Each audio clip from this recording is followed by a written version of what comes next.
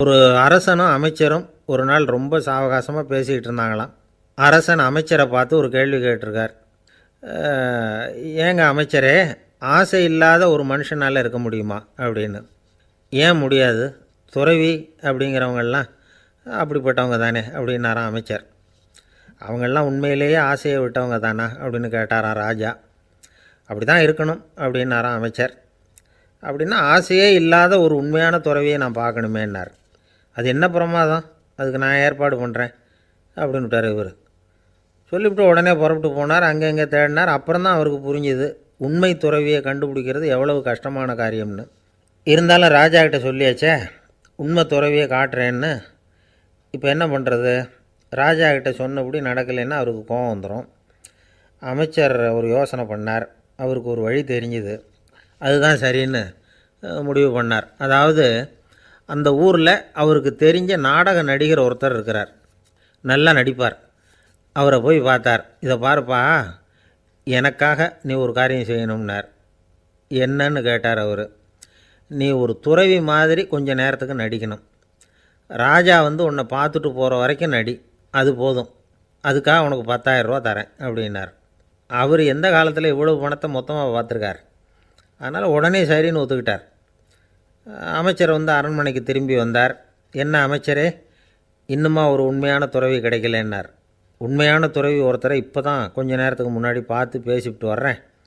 அவர் நம்ம ஊருக்கு வெளியில் குளத்தங்கரையில் உள்ள ஒரு ஆலமரத்துக்கு அடியில் உட்காந்துருக்கிறார் அப்படின்னார் இவர்.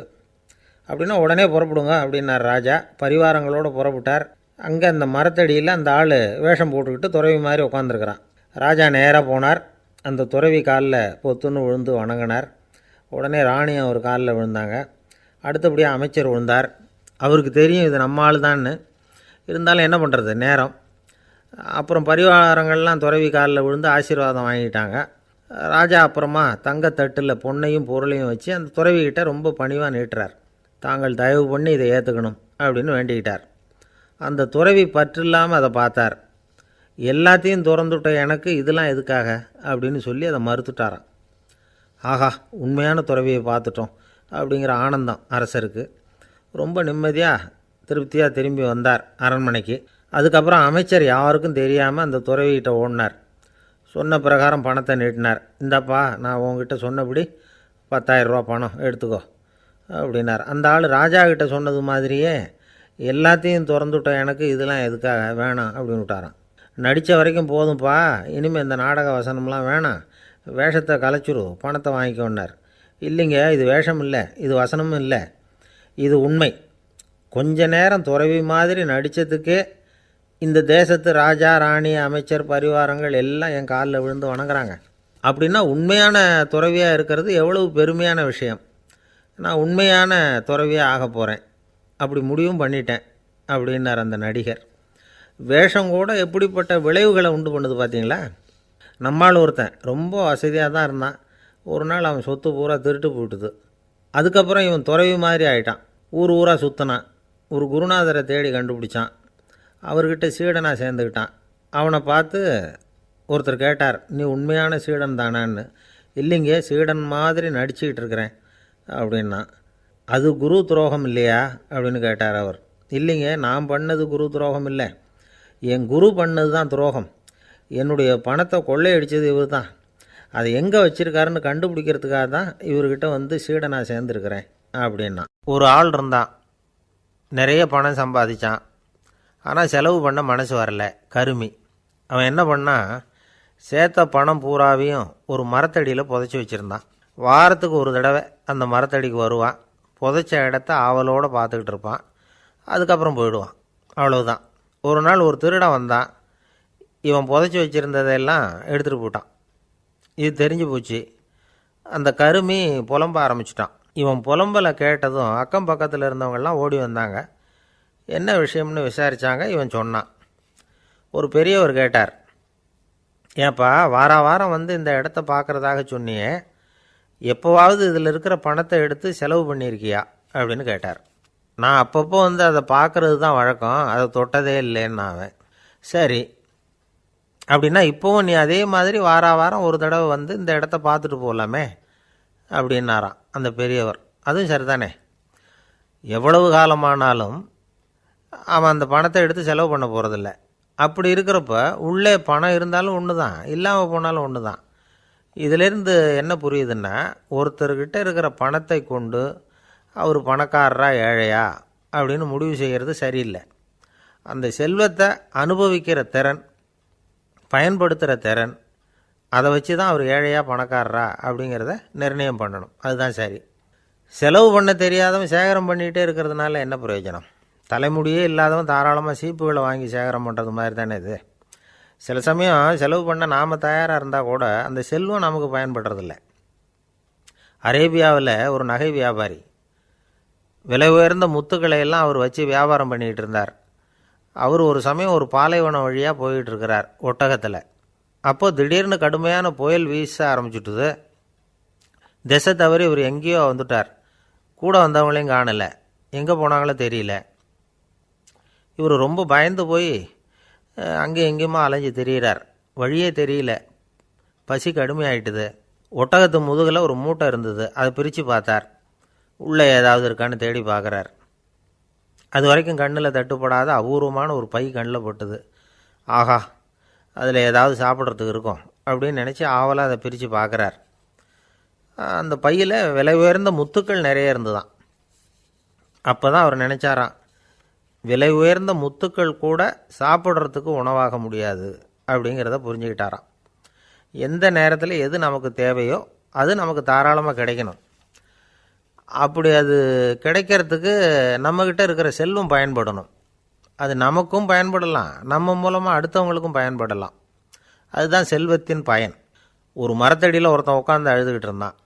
அந்த பக்கமாக வந்த இன்னொருத்தன் ஏப்பா அழுதுகிட்டு இருக்கிறேன்னு கேட்டான். இந்த இடத்துல தான் பூமிக்கு அடியில் பணம் இருக்குது, புதைச்ச இடம் தெரியல, அதான் அழறேன் அப்படின்னா. நல்லா ஞாபகப்படுத்திப்பார், எந்த இடத்துல புதைச்ச அப்படின்னு கேட்டான் இவன். அது எப்படி எனக்கு தெரியும், புதைச்சி வச்சிருக்கிறவன் நான் இல்லையே, எங்கள் எதிர்த்த வீட்டுக்காரன் அப்படின்னானா இவன். அந்த ஆள் என்னை கண்ணாப்புண்ணான்னு திட்டிவிட்டான் சார், அதை நினச்சா எனக்கு ரொம்ப வருத்தமாக இருக்குது அப்படின்னு சொல்லி கவலைப்பட்டார் ஒருத்தர். இதில் கவலைப்படுறதுக்கு என்ன இருக்குது அப்படின்னார் ஒரு பெரியவர். அவர் ஒரு மகான். என்ன சார் இப்படி சொல்கிறீங்க, ஒருத்தர் நம்ம பார்த்து திட்டுனா வருத்தமாக இருக்காதா அப்படின்னார். அது எப்படி வருத்தமாக இருக்கும், திட்டுறதுங்கிறது என்ன, அது வெறும் சத்தம் தானே அப்படின்னார் அந்த பெரியவர். நம்ம ஆளுக்கு தலையை பிச்சுக்கலாம் போல் இருந்தது. இருக்காது அப்படின்னா நமக்கே அப்படி தானே தோணுது. அந்த பெரியவர் சொல்கிறது ரொம்ப பெரிய விஷயம். அதை நாம் புரிஞ்சிக்க முயற்சி பண்ணலாம்னா நடைமுறை வாழ்க்கைக்கு அது ஒத்து வர்றது மாதிரி தெரிய மாட்டேங்குது. இருந்தாலும் அந்த பெரியவர் அதுக்கு என்ன தான் விளக்கம் கொடுக்குறாருன்னு பார்ப்போமே. ஒரு ரயில் போயிட்டுருக்கு, அதில் ஒரு சாது போயிட்டுருக்கார். அந்த ரயில் அவர் ஹரித்வாரம் போயிட்டுருக்கார். அவர் ரயிலில் ஏகப்பட்ட கூட்டம். நம்ம ஊர் ரயில் கேட்க வேணும், டிக்கெட் வாங்கிட்டு கொஞ்சம் பேர், வாங்காத கொஞ்சம் பேர். அது என்னத்துக்கு அனாவசியமாக டிக்கெட் அப்படிங்கிற நினப்பில் பாதி பேர். இந்த கூட்டத்துக்கு மத்தியில் அந்த சாதுவும் போயிட்டுருக்கிறார். உட்கார்றதுக்காக இருந்த இடத்துல ஒரு ஆள் படுத்துருக்கிறான், கொஞ்சம் முரட்டு ஆசாமி. அவன் கால் பக்கத்தில் கொஞ்சோண்டு இடம் பாக்கி இருந்தது. அந்த இடத்துல இந்த சாது உட்காந்துருந்தார். மெதுவாக உட்காந்துக்கிட்டார் போய். ஆனால் அந்த ஆள் ராத்திரி பூரா இவரை காலால் உதச்சிக்கிட்டே இருக்கிறான். அது இவருக்கு ரொம்ப அவமானமாக பட்டுது. அதனால் துக்கம் ஏற்பட்டுது. இருந்தாலும் அதை ஒரு மாதிரியாக சகிச்சுக்கிட்டே இவர் வந்து சேர்ந்தார். பொழுது விடிஞ்சது. அந்த சாது ஹரித்வார் வந்து சேர்ந்தார். அங்கே ஒரு பெரிய ஞானியை சந்தித்தார். ராத்திரி ரயிலில் அந்த ஆள் உதைச்சதையும் அதனால் தனக்கு ஏற்பட்ட துக்கத்தையும் இந்த சாது அந்த ஞானிகிட்ட சொன்னார். சொல்லிவிட்டு, ஏன் சுவாமி, எனக்கு துக்கம் ஏற்பட்டதே அது தப்பா அப்படின்னு கேட்டார். தவறு தான்னார் அந்த ஞானி. உனக்கு இன்னமும் தேக அபிமானம் போகலைங்கிறது தான் அது காட்டுது. அஷ்டாவக்கிரர் என்ன சொல்கிறார் தெரியுமா, உண்மையான ஞானி யாராவது தன்னை வந்தனை செய்தால் அதற்காக சந்தோஷப்பட மாட்டார், யாராவது நிந்தனை செய்தால் அதற்காக வருத்தப்பட மாட்டார் அப்படின்னு சொல்கிறார். நிந்தனைங்கிறது ஒரு ஒலி தான். தேகாபிமானம் இருக்கிற வரைக்கும் இந்த ஒலி நம்மளை வேதனைப்படுத்தும். நான் தேகம் இல்லை, ஆத்மா அப்படிங்கிற நினைவு இருந்தால் இந்த ஒலி நம்மளை பாதிக்காது. மனு என்ன சொல்கிறார் தெரியுமா, ஒரு சாதகன் பாராட்டுதலை விஷம்னு நினச்சி பயப்படணும், அவமானத்தை அமிர்தம்னு நினச்சி சந்தோஷப்படணுங்கிறார். அவமானப்பட்டால் கவலைப்படாமல் எப்படி இருக்க முடியும் அப்படின்னு தான் நமக்கு தோணும். அதனால தான் நம்மளில் யாரும் இதுக்கு உதாரணமாக யாரையும் காட்ட முடியல.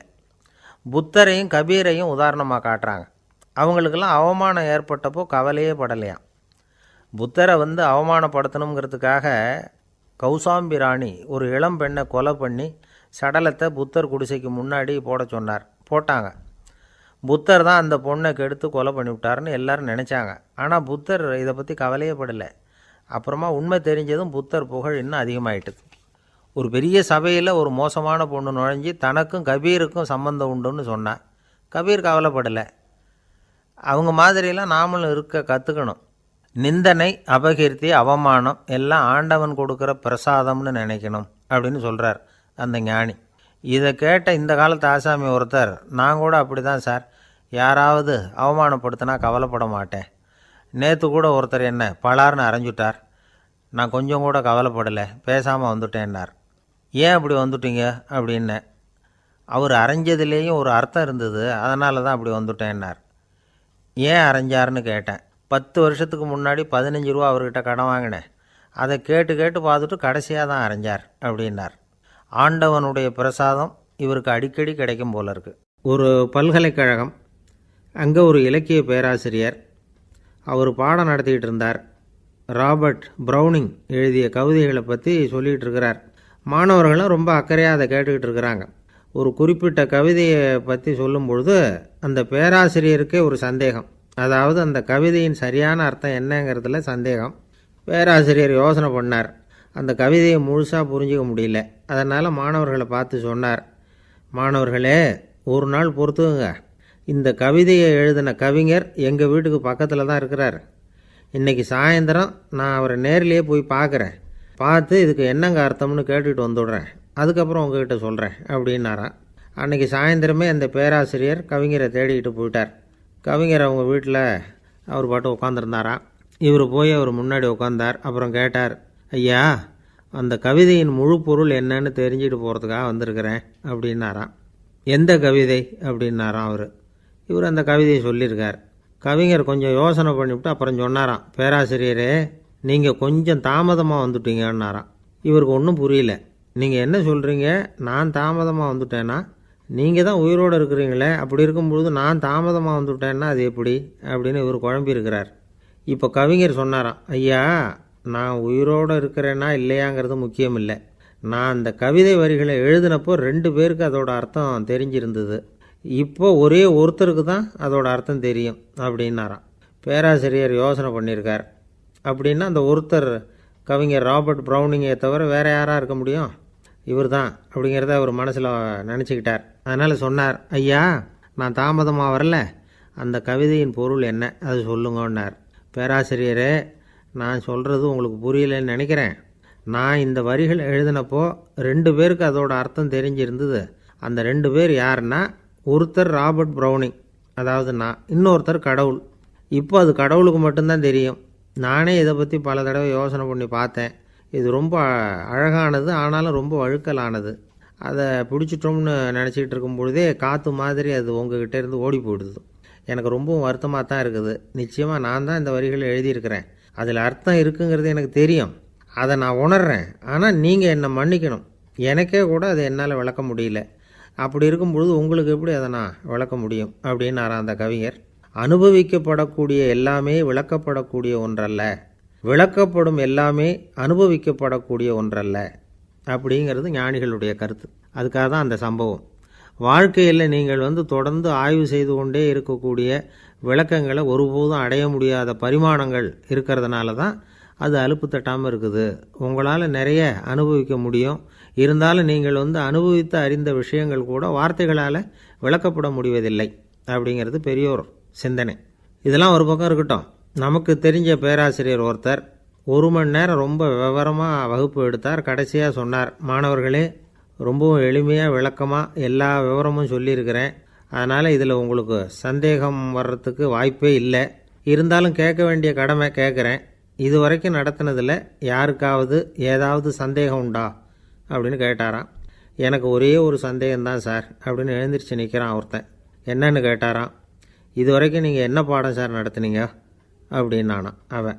அம்மாக்காரங்களுக்கு அடிக்கடி ஏற்படுற கவலை ஒன்று உண்டு. அதாவது குழந்தை சரியாக சாப்பிட மாட்டேங்குதே அப்படிங்கிற கவலை. இவங்கெல்லாம் ஒரு விஷயத்தை நல்லா புரிஞ்சுக்கணும். குழந்தைகள்ங்கிறவங்க பெரியவங்க மாதிரி இல்லை. அவங்க கடிகாரத்தில் மணியை பார்த்துட்டு சாப்பிட்றதுக்கு உட்கார்ற ரகம் கிடையாது. பசிச்சா சாப்பிடுவாங்க, இல்லைன்னா விளையாடுவாங்க அல்லது தூங்குவாங்க. அது புரியாமல் அவங்கள கட்டாயப்படுத்தி அல்லது மிரட்டி சாப்பிட வைக்கிறது ரொம்ப தப்பு. ஒரு 8 மாத குழந்தைக்கு 3 மணி நேரத்துக்கு ஒரு தடவை பசிக்கும். அந்த நேரம் பார்த்து சாப்பாடு கொடுத்தா அடம் பண்ணாமல் அது பாட்டுக்கு சாப்பிட்ரும். அதே குழந்தைக்கு 1 வயசு ஆகிறப்போ 4 மணி நேரத்துக்கு ஒரு தடவை பசிக்கும். இந்த வயசில் இயற்கையாகவே பசி குறைஞ்சிருக்கும். அது புரியாமல் என் குழந்தை முன்னாடி மாதிரி இப்போ சரியாக சாப்பிட மாட்டேங்கிறான் அப்படின்னு சில பேர் டாக்டர்கிட்ட போய் சொல்லிக்கிட்டு இருப்பாங்க. இன்னொரு விஷயம், ஒரு குழந்தைக்கு வயசு அதிகமாகிற வேகத்துக்கு உடம்பு எடையும் அதிகமாகிக்கிட்டே போகாது. உடம்பு எடை அதிகமாகிற வேகம் குறைஞ்சிக்கிட்டே வரும். 6 மாத குழந்தைக்கு ஒரு வாரத்தில் 150 கிராம் எடை கூடும். ஒரு வயசில் வாரத்துக்கு 71 கிராம் எடை கூடும். இது புரியாமல் அதிகமாக சாப்பாட்டை கொடுத்து குழந்தைய கஷ்டப்படுத்தக்கூடாது. ஏன்னா அளவுக்கு மீறின உணவு அஜீரணத்தை உண்டு பண்ணிவிடும். குழந்தைக்கு ஒரு தட்டில் கொஞ்சமாக ஆகாரத்தை வச்சு கொண்டுகிட்டு போய் கொடுக்கணும். மலை மாதிரி குவிச்சு வச்சா அதை பார்த்ததுமே பசி அடங்கி போயிடும். அடித்து மிரட்டி பயமுறுத்தி குழந்தைய சாப்பிட வைக்கிற பழக்கம் இருக்குது பாருங்கள், அதுக்கு ஃபுட் ஃபோர்ஸிங் அப்படின்னு பேர். இப்படி பண்ணுனா குழந்தைக்கு சாப்பாட்டில் விருப்பம் குறைஞ்சிரும், அதை கண்டாவே வெறுக்க ஆரம்பிச்சிடும். அது மாதிரி உளம் சார்ந்த பசி குறைவு, சைக்கோஜெனிக் அனோரெக்சியா, அது ஏற்படுமா. சாப்பாடுங்கிறதே ஒரு தண்டனை மாதிரி தோணும். குழந்தைகளுக்கு பிடிச்ச மாதிரியான ஆகாரத்தை கொடுக்கணும். சத்து அதிகம் இருக்குங்கிறதுக்காக அதுக்கு பிடிக்காத ஆகாரத்தை கொடுத்து கட்டாயப்படுத்தக்கூடாது. குழந்தைகளுக்கு 2 வயசு ஆகிறப்போ இயற்கையாகவே எதிர்மறை குணம் உண்டாகும். அதாவது அந்த எதிர்மறையாக பேசுகிறது. இது மாதிரி சமயங்களில் நாம் என்ன சொல்கிறோமோ அதுக்கு நேர்மாறாக நடந்துக்கும். ஏட்டிக்கு போட்டி. சாப்பிட சொன்னால் விளையாட போவோம், விளையாட சொன்னால் சாப்பாடு கேட்கும். இதை புரிஞ்சுக்கிட்டு நடந்துக்கணும். குழந்தை சொன்ன பேச்சை கேட்கலேன்னு கோவப்படக்கூடாது. குழந்தை வளர வளர பிடிவாத குணம் வர்றது சகஜம். கேட்டதை வாங்கி கொடுத்தா தான் சாப்பிடுவேன் அப்படின்னு பிடிவாதம் பண்ணும். வாங்கி கொடுத்துடுறது தான் உத்தமம். நீங்களும் அதுக்கிட்ட பிடிவாதம் பண்ணிகிட்டு இருக்கக்கூடாது. ஏன்னா கேட்டது கிடைக்கலையேங்கிற ஏமாற்றம் கூட குழந்தையோட பசியை குறைச்சிரும். கேட்டது கிடைச்சிட்டா பசி அதிகமாகும். கொடுத்ததை மலமலன்னு சாப்பிட்றோம். குழந்தைகளுக்கு கண்ட நேரத்தில் சாப்பிட்றதுக்கு எதையாவது வாங்கி கொடுத்துக்கிட்டு இருந்தால் சாப்பாட்டு நேரத்தில் சாப்பிடாமல் அடம் பண்ண ஆரம்பிச்சிடும். பள்ளிக்கூடம் போகிற பிள்ளைங்க காலை உணவை சரியாக சாப்பிட மாட்டாங்க. அச்சம், அவசரம், பரபரப்பு இதெல்லாம் தான் காரணம். பள்ளிக்கு புறப்படுறதுக்கு ஒரு 3/4 மணி நேரத்துக்கு முன்னாடியே சாப்பாடு போட்டுருங்க, அது சரியாக போடும். படிக்கிற குழந்தைகள் உடல் சோர்வு, மனச்சோர்வு இது காரணமாக கூட சாப்பிட மறுக்கிறது உண்டு. இப்போ உதாரணமாக சாயந்தரம் விளையாடி விட்டு வீட்டுக்கு வந்ததும் சாப்பிட சொன்னால் வேணாம்பாங்க. இது உடல் சோர்வு. ரொம்ப நேரம் வீட்டு பாடங்களை செஞ்சு முடித்த கையோடு சாப்பிட சொன்னாலும் அவங்களால சரியாக சாப்பிட முடியாது. இது உளச்சோர்வு, அதாவது மனச்சோர்வு. இதை தவிர குழந்தைகளுக்கு உடல் நலக்குறைவு ஏற்பட்டால் கூட சாப்பிட மறுக்கிறது உண்டு. சில மருந்து மாத்திரைகள் கூட பசியை குறைச்சிரும். அதனால் சரியாக தெரிஞ்சுக்கிட்டு குழந்தைகளை சாப்பிட வைக்கணும். அது புரியாமல் கையில் சாப்பாட்டு தட்டை வச்சுக்கிட்டு குழந்தைகளை விரட்டிக்கிட்டு அலையக்கூடாது. ஒரு சின்ன பையன் சொன்னான், எங்கள் அம்மா சாப்பாடு போடுறது தெரிஞ்சால் நான் உடனே வீட்டை விட்டு வெளியில் ஓடி போடுவேன் அப்படின்னா. ஏன் அப்படி பண்ணுறேன்னு கேட்டோம். எங்கள் அப்பா கூட அது மாதிரி தான் சார் பண்ணுவார் அப்படிங்கிறான். பந்திக்கு முந்தர ஆசாமிகள் நம்மளில் பல பேர் உண்டு. அப்படி முந்தறதுக்கு கூட முயற்சி பண்ணுறவங்க நிறைய பேர் இருக்கிறாங்க. இதில் என்ன ஒரு விஷயம்னா, பந்திக்கு முந்தறது கூட தப்பு இல்லை. ஆனால் அப்படி ஒரு விருந்தில் ஆளாக போய் உட்காந்து சாப்பிட்டா கூட வெளியில் வர்றப்ப என்ன பெரிய விருந்து வச்சுட்டான், சாம்பாரில் உப்பு இல்லை, ரசத்தில் காரம் இல்லை அப்படின்னு குறை சொல்லிகிட்டே வர்றது இருக்குது பாருங்கள். அது சரியில்லை, நாகரிகமும் இல்லை. கல்யாண பத்திரிகையில் என்ன போட்டிருக்குது, என் பொண்ணுக்கும் இன்னார் பையனுக்கும் கல்யாணம், எல்லாரும் குடும்பத்தோடு வந்திருந்து மணமக்களை ஆசீர்வதிக்கணும், இப்படி தானே போட்டிருக்கோம். குடும்பத்தோடு விருந்து சாப்பிட்டு சாப்பாடு எப்படி இருக்குன்னு அபிப்பிராயம் சொல்லிவிட்டு போங்க அப்படின்னா போட்டிருக்கு கல்யாண பத்திரிகையில். ஒருத்தர் வீட்டு விசேஷத்துக்கு போயிருக்கோம்னா எவ்வளவோ அசௌகரியங்கள் நமக்கு ஏற்படலாம். ஏராளமான கூட்டம் வந்திருக்கும். எல்லாரையும் அவங்க தனித்தனியாக கவனிச்சிக்கிட்டு இருக்க முடியாது. நாம் தான் அனுசரித்து நடந்துக்கணும். நாமளாக போய் வாழ்த்த வேண்டியவங்களை வாழ்த்தி விட்டு சேரணும். அதை விட்டுட்டு பத்திரிக்கை கொடுத்தானேன்னு போனேன், கவனிப்பே சரியில்லை அப்படின்னு புலம்பிக்கிட்டு இருக்கக்கூடாது. ஒரு விருந்துக்கு போனால் அங்கே எப்படி நடந்துக்கணும் அப்படிங்கிறத பற்றி கூட அனுபவசாலிகள் சில விவரங்கள்லாம் சொல்லியிருக்கிறாங்க. இந்த காலத்தில் கல்யாணம், பிறந்த நாள், அது இதுன்னு நிறைய விருந்துகள் நடக்குது. அதெல்லாம் எதுக்காக? மனித உறவுகளை வளர்த்துக்கிறதுக்காக தான், வேறு எதுக்கு? ஒரு விருந்துக்கு போனால் அமைதியாக பொறுமையாக போய் உட்காரணும். அடித்து பிடிச்சிக்கிட்டு இடத்த பிடிக்க போகிறேன் அப்படின்னு நிற்கக்கூடாது. முதல் பந்தி நடந்துக்கிட்டு இருந்தால் அது முடிஞ்சு இலை எடுத்து சுத்தம் பண்ணதுக்கு அப்புறம் போய் உட்கார்றது தான் நாகரீகம். இலை எடுக்கிறதுக்கு முன்னாடியே அங்கே போய் உட்காந்தா நல்லா இருக்காது. நீங்கள் சாப்பிட்டுட்டு உட்காந்துருக்கீங்களா, சாப்பிட்றதுக்கு உட்காந்துருக்கீங்களா, பார்க்குறவங்களுக்கு சந்தேகம் வந்துடும். அதே மாதிரி இலையில் எல்லா ஐட்டமும் பரிமாறினதுக்கு அப்புறம் சாப்பிட ஆரம்பிக்கணும். ஒவ்வொரு ஐட்டமாக வைக்க வைக்க நாம் பாட்டுக்கு எடுத்து உள்ளே தள்ளிகிட்டே இருந்தோம்னா எதை வச்சோம் எதை வைக்கலன்னு பரிமாறினவரே குழம்பி போயிடுவார். ஏன்னா எப்போ பார்த்தாலும் இலை காலியாகவே இருக்கும். சாப்பிட்றப்போ உங்கள் சாப்பாட்டையே நீங்கள் கவனிக்கணும். அடுத்தவங்க இலையில் என்ன இருக்குது, பக்கத்தில் இருக்கிறவர் எதை அதிகமாக சாப்பிட்றார், இதெல்லாம் நமக்கு என்னத்துக்கு? எல்லோரும் சாப்பிட்டு முடிக்கிற வரைக்கும் பொறுமையாக இருக்கிறது தான் நல்லது. நீங்கள் மட்டும் திடீர்னு பாதியில் எழுந்திரிச்சு பக்கத்தில் இருக்கிறவங்களுக்கு சங்கடமாக இருக்குமேங்கிறதெல்லாம் யோசிக்காமல் நீங்கள் பாட்டு எழுந்திரிச்சு போகக்கூடாது. பக்கத்தில் உள்ளவங்க உங்களை எழுந்திரிக்க சொன்னால் எழுந்திரிச்சு போகலாம். விருந்துகளில் சாப்பாட்டை வீணாக்கிறதே ஒரு நாகரிகமாக போட்டுது இந்த காலத்தில். சாப்பாட்டுக்கே கஷ்டப்பட்டுக்கிட்டு பல பேர் இந்த உலகத்தில் இருக்கிறப்போ சாப்பாட்டை வீணாக்கிறது எவ்வளோ பெரிய மோசங்கிறத நினச்சி பார்க்கணும். வேணுங்கிற அளவுக்கு கேட்டு வாங்கி சாப்பிட்றது தான் முறை. விருந்தில் இந்த பஃபே அப்படின்னு சொல்லி ஒரு முறை சொல்கிறாங்கல்ல, அதாவது உணவு வகைகளையெல்லாம் பொதுவாக ஒரு இடத்துல வச்சுடுறது, நமக்கு தேவையானதை நாமே எடுத்து ஒரு தட்டில் போட்டுக்கிட்டு சாப்பிட வேண்டியது. இதில் கூட சில பேர் தேவைக்கு அதிகமாக எடுத்து போட்டுக்கிட்டு வீணாக்குறாங்க. சில சமயம் கடைசியாக சாப்பிட போகிறவங்களுக்கு எல்லா ஐட்டமும் கிடைக்காம போகலாம். அதை போய் பெருசு பண்ணிகிட்டு இருக்கக்கூடாது. என்ன சார் இந்த அளவுக்கு கூடவா நாகரிகம் தெரியாமல் இருக்கிறோம், இதை போய் பெருசாக சொல்ல வந்துட்டீங்களே அப்படின்னு நினைக்கலாம். ஒருத்தர் 2 பேருக்கு இந்த விவரம் தேவைப்படலாம். அவங்க காதலையும் இது விழட்டுமேங்கிறதுக்காக தான் இது. ஒரு பெரிய கல்யாண விருந்து நடந்துக்கிட்டு இருந்தது. விருந்து மண்டபத்து வாசலில் ஒருத்தர் நின்றுக்கிட்டு வர்றவங்களையெல்லாம் ரொம்ப மரியாதையாக வணங்கி உள்ளே அனுப்பி வச்சுக்கிட்டு இருந்தார். எப்படி தெரியுமா? வர்றவங்க கையெல்லாம் பிடிச்சி முத்தம் கொடுத்து அதுக்கப்புறம் உள்ளே அனுப்பி வச்சுக்கிட்டு இருந்தாராம்.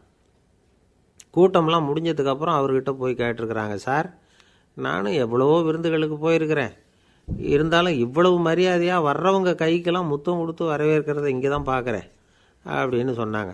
அதுக்கு அவர் சொன்னார், அட போங்க சார், நான் முத்தம் கொடுக்கல, முந்தின பந்திக்கு சாப்பிட்டவங்களே அடுத்த பந்திக்கும் வர்றாங்களான்னு மோந்து பார்த்து அனுப்பி வச்சுக்கிட்டு இருந்தேன் அப்படின்னார். ஒருத்தர் மனசில் நிம்மதி இல்லாமல் உட்காந்துருந்தார். என்ன சார் விஷயம் அப்படின்னு விசாரித்தேன். அகலக்கால் வச்சுட்டேன், அதுதான் அவதிப்படுறேன்னார். விவரமாக சொல்லுங்கன்னு. வீடு கட்டணும்னு ஆரம்பித்தேன், வேலை பாதியிலேயே நிற்கிது, கையில் பணம் இல்லை அப்படின்னார். இது மாதிரி ஆசாமிகள் பல பேரை நீங்கள் பார்த்துருக்கலாம். இவங்கெல்லாம் சுலபமாக மன அழுத்தத்துக்கு ஆளாயிடுறாங்க. மன உளைச்சல், அதாவது ஸ்ட்ரெஸ் அப்படின்னு சொல்கிறோமே, அதுக்கு அடிப்படையான சில காரணங்கள் உண்டு. அதாவது மிகையாக திட்டமிடுதல் அப்படிங்கிறதும் ஒரு முக்கியமான காரணம். நடைமுறை சாத்தியம் என்னங்கிறத மனசில் வச்சுக்கிட்டு எந்த திட்டத்தையும் தீட்டணும், அப்போ தான் அது சரியாக வரும். 2வது காரணம் என்ன தெரியுமா? ஒரே நேரத்தில் பல்வேறு செயல்களில் ஈடுபடுறது. தொலைபேசியில் பேசிக்கிட்டே கையில் இருக்கிற கடிதத்தை படிச்சுக்கிட்டே எதிரில் உட்காந்துக்கிட்டு இருக்கிறவருக்கும் அப்பப்போ பதில் சொல்லிக்கிட்டு மனசில் பல்வேறு சிந்தனைகளை அப்படியே ஓட விட்டுக்கிட்டு இருக்கிறது, இதுவும் மன அழுத்தத்தை உண்டாக்குது. 3வது காரணம், எதிலேயும் வெற்றி மட்டும் எதிர்பார்க்குற ஒருதலை பட்சமான ஆர்வம். நாம் தொட்டதெல்லாம் வெற்றியாகவே முடியணும் அப்படின்னு எதிர்பார்க்குறவங்க ஏதாவது ஒன்றில் தோல்வியை கண்டால் தோண்டு போயிடுறாங்க. எப்படியும் முடியலாம்ங்கிற எண்ணம் ஏற்கனவே நமக்குள்ளே இருந்துட்டுதுன்னா அந்த அவஸ்தை வராது. அதனால் அதுவும் நம்ம வளர்த்து கொள்ள வேண்டிய ஒரு குணம். மன உளைச்சல் ஏற்படுறதுக்கு இன்னொரு காரணம், எதையும் வேகமாக செஞ்சுடணும் அப்படிங்கிற துடிப்பு. அந்த துடிப்பே மனசை அழுத்த ஆரம்பிச்சிடும். எந்த ஒரு காரியத்திலையும் தாமதமோ இடையூறோ ஏற்பட்டால் அதை பொறுத்துக்கிற மனப்போக்கம் வேணும். அது இல்லாதவங்க அழுத்தத்துக்கு ஆளாயிடுறாங்க. சில பேர் வேலைன்னு எந்த நேரம் பார்த்தாலும் வேலையே கதின்னு கிடப்பாங்க. பொழுதுபோக்குக்கோ உடற்பயிற்சிக்கோ குடும்பத்தில் உள்ளவங்க அல்லது நண்பர்கள் கூட கலந்துரையாடவோ கொஞ்சம் கூட நேரம் ஒதுக்க மாட்டாங்க. இந்த சுபாவம் மன அழுத்தத்தை உண்டு பண்ணும். இதையெல்லாம் புரிஞ்சுக்கிட்டு அதிலிருந்து விடுபடுறது எப்படின்னு யோசிக்கணும். வல்லுநர்கள் இது தொடர்பாக சில யோசனைகளை சொல்லி வச்சுருக்கிறாங்க.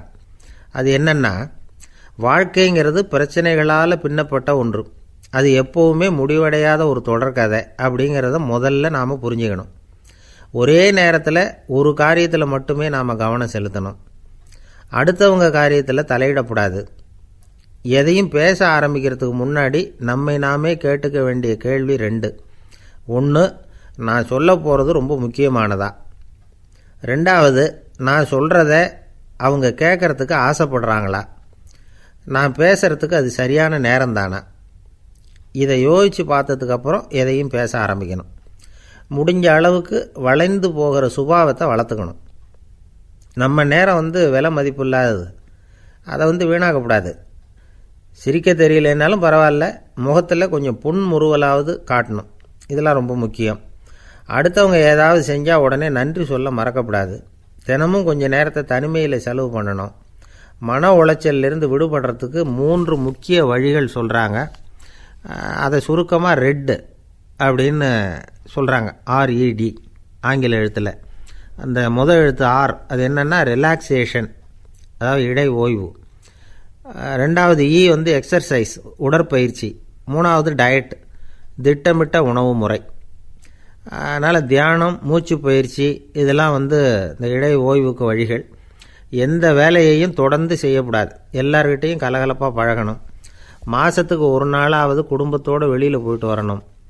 சுலபமான உடற்பயிற்சிகளை செய்யலாம்.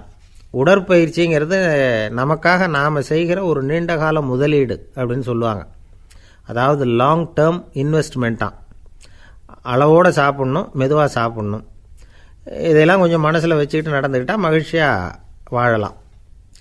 சில பேர் சாப்பாட்டு விஷயத்தில் ரொம்ப அக்கறை எடுத்துக்கிறது உண்டு. ஒரு குண்டு ஆசாமி சாப்பிட உக்காந்தார். முதல்ல ஒரு மாத்திரை சாப்பிட்டார். எதுக்குன்னு கேட்டோம். பசி எடுக்கிறதுக்குன்னார். சாப்பிட்டு முடித்தார். பிறகு மறுபடியும் ஒரு மாத்திரை சாப்பிட்டார். இது எதுக்குன்னு கேட்டோம். சாப்பிட்டது ஜீரணமாகறதுக்கு அப்படின்னார். ஒரு ஆஃபீஸில் வேலை பார்க்குற ஒருத்தர் ஏதோ தப்பு பண்ணிவிட்டார். உடனே மேலதிகாரி அவரை கூப்பிட்டு அனுப்புனார். நீ செஞ்சது தப்புன்னார் கோபமாக. இது ஒரு ரகம். சில அதிகாரிகள் இப்படி நீங்கள் செஞ்சது தப்புன்னு சொல்கிறதில்ல, நீங்கள் செஞ்சது சரி அப்படின்னு சொல்கிறதில்ல.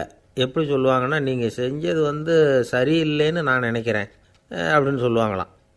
அதாவது சில பேர் நீங்கள் செஞ்சது தப்புங்கிறாங்க, அதையே மாற்றி சொல்கிறாரு இவர், நீங்கள் செஞ்சது சரியில்லைன்னு நினைக்கிறேன்.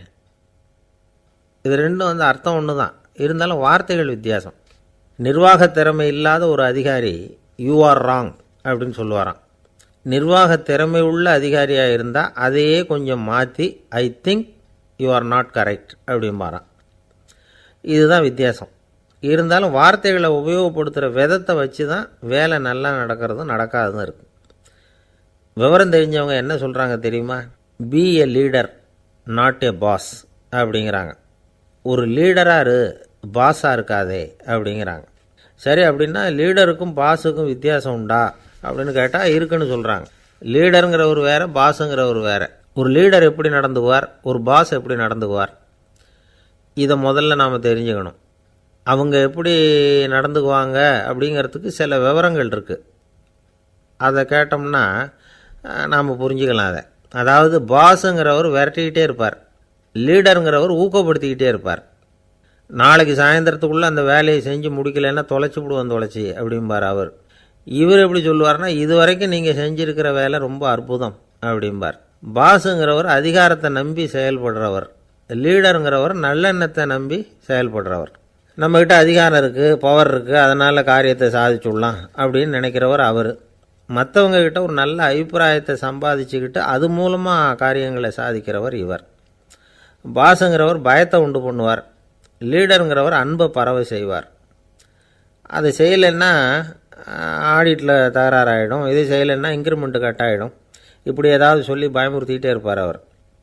இவர் அப்படி இல்லை. உடம்பு இப்படி இருக்குது, வீட்டில் எல்லோரும் சௌக்கியமாக இருக்கிறாங்களா, ஆஃபீஸில் எல்லாம் வசதியாக இருக்குதா, நான் ஏதாவது உதவி செய்யணுமா அப்படின்னு அன்புக்கு முக்கியத்துவம் கொடுப்பார். பாஸுங்கிறவர் எதுக்கெடுத்தாலும் நான் சொல்லிகிட்டு இருப்பார், லீடருங்கிறவர் நாமன்னு சொல்லிகிட்டு இருப்பார். பாஸுங்கிறவர் தப்புக்கு காரணம் யாருன்னு பார்ப்பார், லீடருங்கிறவர் தப்பு என்னன்னு பார்ப்பார். இதுதான் ரெண்டு பேருக்கு வித்தியாசம். The boss shows who is wrong, the leader shows what is wrong அப்படின்னு சொல்லுவாங்க. இந்த காரியம் எப்படி செய்யப்பட்டிருக்கு அப்படின்னு தெரிஞ்சுக்கிறவர் பாஸ். இந்த காரியத்தை எப்படி செய்யணும்னு செஞ்சு காட்டுறவர் லீடர். பாஸுங்கிறவர் பணியாளர்களை திட்டுவார், லீடர் மரியாதைக்குரியவராக நடத்துவார், அதுக்குரியவராக அவர் நடந்துக்குவார். செய்கிற வேலையை ஒரு சுமையாக நினைக்க வைக்கிறவர் பாஸ், செய்கிற வேலையை ஒரு சந்தோஷமாக ஆக்கிறவர் லீடர். ஒரு முதலாளியாக இருக்கிறவர் அல்லது ஒரு நிர்வாகியாக இருக்கிறவர் இது மாதிரியான நுணுக்கங்களையெல்லாம் தெரிஞ்சு வச்சுக்கிறது நல்லது. ஒரு பாஸ் இருக்கார், அவர் ஒரு நாள் ரொம்ப பெருமையாக தன்னோட ஆஃபீஸை பற்றி பேசிக்கிட்டு இருந்தார். எனக்கு கீழே 200 பேர் வேலை செய்கிறாங்க சார், நான் ஒரு கோடு கிழிச்சா அவங்க அதை தாண்டாத அளவுக்கு நான் நடந்துக்கிறேன் சார் அப்படின்னார் அவர். அது எப்படி முடியுது உங்களால் அப்படின்னு கேட்டோம். நான் கோடே கிழிக்கிறதில்ல சார் அப்படின்னார். என்ன சார் உங்கள் பையன் என்ன செஞ்சுக்கிட்டு இருக்கிறான் இப்போது அப்படின்னு கேட்டார் ஒருத்தர். அடிக்கடி கண்ணாடி முன்னாடி நின்று அழகு பார்த்துக்கிட்டு இருக்கிறான் சார் அப்படின்னார் அப்பா. இளம் பருவம் இப்படி தான் இருக்கும், அதையெல்லாம் சாதாரணமாக நினச்சிடாதீங்க அப்படின்னார் அவர். என்ன சார் சொல்கிறீங்க, கண்ணாடி முன்னாடி நின்றுக்கிட்டு நேரத்தை வீணாக்கிக்கிட்டு இருக்கான், அதை ஒரு பெரிய விஷயமாக நான் நினைக்கணுமா அப்படின்னார் இவர். இளம் பருவத்தில் இளைஞர்களுக்கும் சின்ன பொண்ணுங்களுக்கும் அடிக்கடி கண்ணாடியில் பார்க்கணும்னு தோணும். அது வெறுமனே அழகு பார்க்குறது மட்டும் இல்லை, அவங்க தங்களையே தேடி கண்டுபிடிக்கிற ஒரு முயற்சி அது. இது ஒரு மனோதத்துவ விளைவு. இது வரைக்கும் சின்ன பிள்ளையாக இருந்துட்டோம், இனிமேல் நாமளும் மற்றவங்க மாதிரி மனிதர்கள் தான் அப்படிங்கிற உணர்வு அவங்களுக்கு வருது. தங்களோட முகம் எப்படி இருக்குது, அழகு எப்படி இருக்குது, உடம்பு நேரம் எப்படி இருக்குது, முடி எப்படி இருக்குது அப்படிங்கிறதையெல்லாம் கண்டுபிடிக்கிறாங்க. அதுக்கப்புறம் இன்னொரு ஆணோ பொண்ணோ தன்னை கவனிக்கணும் அப்படின்னு நினைக்கிறாங்க. இதெல்லாம் மனோதத்துவ உண்மைகள், இதெல்லாம் இயற்கை. இதை பார்த்துட்டு பெற்றவங்க பிள்ளைங்க கெட்டு போட்டாங்க அப்படின்னு நினைக்கக்கூடாது, அவங்கள திட்டிக்கிட்டே இருக்கக்கூடாது. இன்றைக்கி பல குடும்பங்களில் இதுதான் நடந்துக்கிட்டு இருக்குது. மனுஷ வாழ்க்கையிலேயே இப்படியும் இல்லாத அப்படியும் இல்லாத ஒரு பருவம் இளம் பருவம். 13லேருந்து 19 வயசுக்கு உட்பட்ட ஆண்கள் பெண்கள் இந்த வகையை சேர்ந்தவங்க, டீனேஜ் குரூப். இவங்கள சின்னவங்கன்னு நினச்சிட முடியாது, பெரியவங்கன்னு நினச்சிட முடியாது. இவங்க ரொம்ப சென்சிட்டிவ். சமூகம் நினச்சா இவங்களை நல்லவங்களாகவும் ஆக்கலாம், கெட்டவங்களாகவும் ஆக்கலாம். கொஞ்சம் அக்கறை எடுத்துக்கிட்டால் பெரிய பெரிய மேதைகளையும் விஞ்ஞானிகளையும் உருவாக்கலாம். ஆனால் நடக்கிறது என்ன தெரியுமா, அநேகமாக இவங்களை யாருமே சரியாக புரிஞ்சுக்கிறது இல்லை, இவங்களை சரியாக நடத்துறதும் இல்லை. இது வரைக்கும் நாம் சொல்கிறத கேட்டுக்கிட்டு இருந்தான், இப்போல்லாம் அவன் இஷ்டத்துக்கு நடக்க ஆரம்பிச்சுட்டான் அப்படின்னு வருத்தப்படுற பெற்றோர்கள் அதிகம். இது வருத்தப்படுற விஷயம் இல்லை, சந்தோஷப்பட வேண்டிய விஷயம். உங்கள் புள்ள சொந்தமாக யோசிக்க ஆரம்பிக்கிறதும் நடந்துக்க ஆரம்பிக்கிறதும் ஒரு தப்பான விஷயமா? அவன் கடைசி வரைக்கும் உங்கள் பேச்சையே கேட்டுக்கிட்டு இருக்கணுங்கிறது என்ன நியாயம்? இன்றைக்கி இளைஞர்களை பெரியவங்க தப்பாக புரிஞ்சுக்கிட்டு தவறாக நடத்துறதுனால தான் அவங்களுக்கு வெறுப்பு, எரிச்சல், மனக்கசப்பு எல்லாம் உண்டாகுது. பெற்றவங்க சரியாக மதிக்கிறது இல்லை அப்படிங்கிற ஒரே காரணத்தினாலேயே வீணாக போகிற பிள்ளைங்க இன்றைக்கி அதிகம். சரி, பெற்றவங்களுக்கு இன்றைக்கி என்ன தான் புத்தி சொல்ல வர்றீங்க அப்படின்னு கேட்குறீங்களா? நாம் எதையும் சொல்ல வரல, ஆனால் அது சம்பந்தமான சில நிபுணர்கள் சொல்லியிருக்கிறத உங்கள் காதில் போட்டு வைக்கலாம். அது என்னென்னா, பிள்ளைங்க கிட்ட அன்பு செலுத்துங்க. குழந்தையாக இருந்தப்போ எவ்வளவு பாசமாக இருந்தீங்க, வளர வளர அதை ஏன் குறைச்சிக்கிறீங்க? பெற்றவங்களின் அன்பான வார்த்தைகளுக்கு ஏங்குறவங்க தான் இன்றைய இளைஞர்கள். அவங்க எதை சொன்னாலும் அதை அக்கறையாக காது கொடுத்து கேளுங்க, அலட்சியப்படுத்தாதீங்க. அவங்க விரும்புகிறது உங்கள்கிட்டேருந்து ஒரு மதிப்பு, மரியாதை, அங்கீகாரம், இவ்வளவுதான். அவங்க அவங்களாவே முடிவுகள் எடுக்கட்டும், அதுக்கு நீங்கள் உதவியாக இருங்க, அது போதும். மற்றவங்க முன்னாடி, முக்கியமாக அவங்க நண்பர்கள் முன்னாடி அவங்கள பற்றி மட்டமாக பேசாதீங்க. அவங்கக்கிட்ட பொய் சொல்லக்கூடாது. நீங்கள் சொன்னது பொய்ன்னு தெரிஞ்சு போச்சுன்னா உங்கள் பேரில் அவங்களுக்கு இருக்கிற மதிப்பு போயிடும், நம்பிக்கை போயிடும். அவங்களுக்கு முன்னாடி நீங்கள் சண்டை போடக்கூடாது. உங்கள் பிள்ளைய எப்பவும் இன்னொரு பிள்ளையோட ஒப்பிட்டு பேசுகிற வேலையே வேணாம். கூட பிறந்த மற்றவங்களோட கூட ஒப்பிடக்கூடாது. இப்படி செஞ்சால் அவன் உங்ககிட்டையும் பிரியமாக இருக்க மாட்டான், அவங்ககிட்டையும் பிரியமாக இருக்க மாட்டான். புள்ள எங்கே போகிறான், என்ன பண்ணுறான் அப்படின்னுலாம் துப்பறிஞ்சிக்கிட்டு இருக்கக்கூடாது. இளைஞர்கள் தனிமையை விரும்புகிறவங்க. அவங்கள பெட்டியில் வச்சு மூடி பாதுகாக்கணும்னு நினைக்கக்கூடாது. அவங்கள எப்படி பாதுகாக்கிறது அப்படிங்கிறது அவங்களுக்கே தெரியும். உங்கள் புள்ள எப்படி நடந்துக்கணும்னு நீங்கள் எதிர்பார்க்குறீங்களோ அது மாதிரி நீங்கள் நடந்து காட்டுங்க, அது போதும். ஒரு வீட்டில் அப்பாவும் அம்மாவும் பேசிக்கிட்டு இருக்கிறாங்க. என்னங்க நம்ம பொண்ணு பெரியவளாயிட்டா, அடிக்கடி கண்ணாடி முன்னாடி போய் நின்றுக்கிட்டு இருக்கிறா, சீக்கிரமாக ஒரு பையனை பார்த்து கல்யாணத்தை முடிக்காமல் இப்படி மசன்னு கல் மாதிரி உட்காந்துருக்குறீங்களே அப்படின்னு சத்தம் போட்டாங்க அந்த அம்மா. அவசரப்படாத, பார்க்குறதுக்கு கண்ணுக்கு அழகாக லட்சணமாக புத்திசாலியாக ஒரு பையன் கிடைக்க வேணாமா, அதுதான் பார்த்துக்கிட்டு இருக்கிறேன் அப்படின்னார் அப்பா.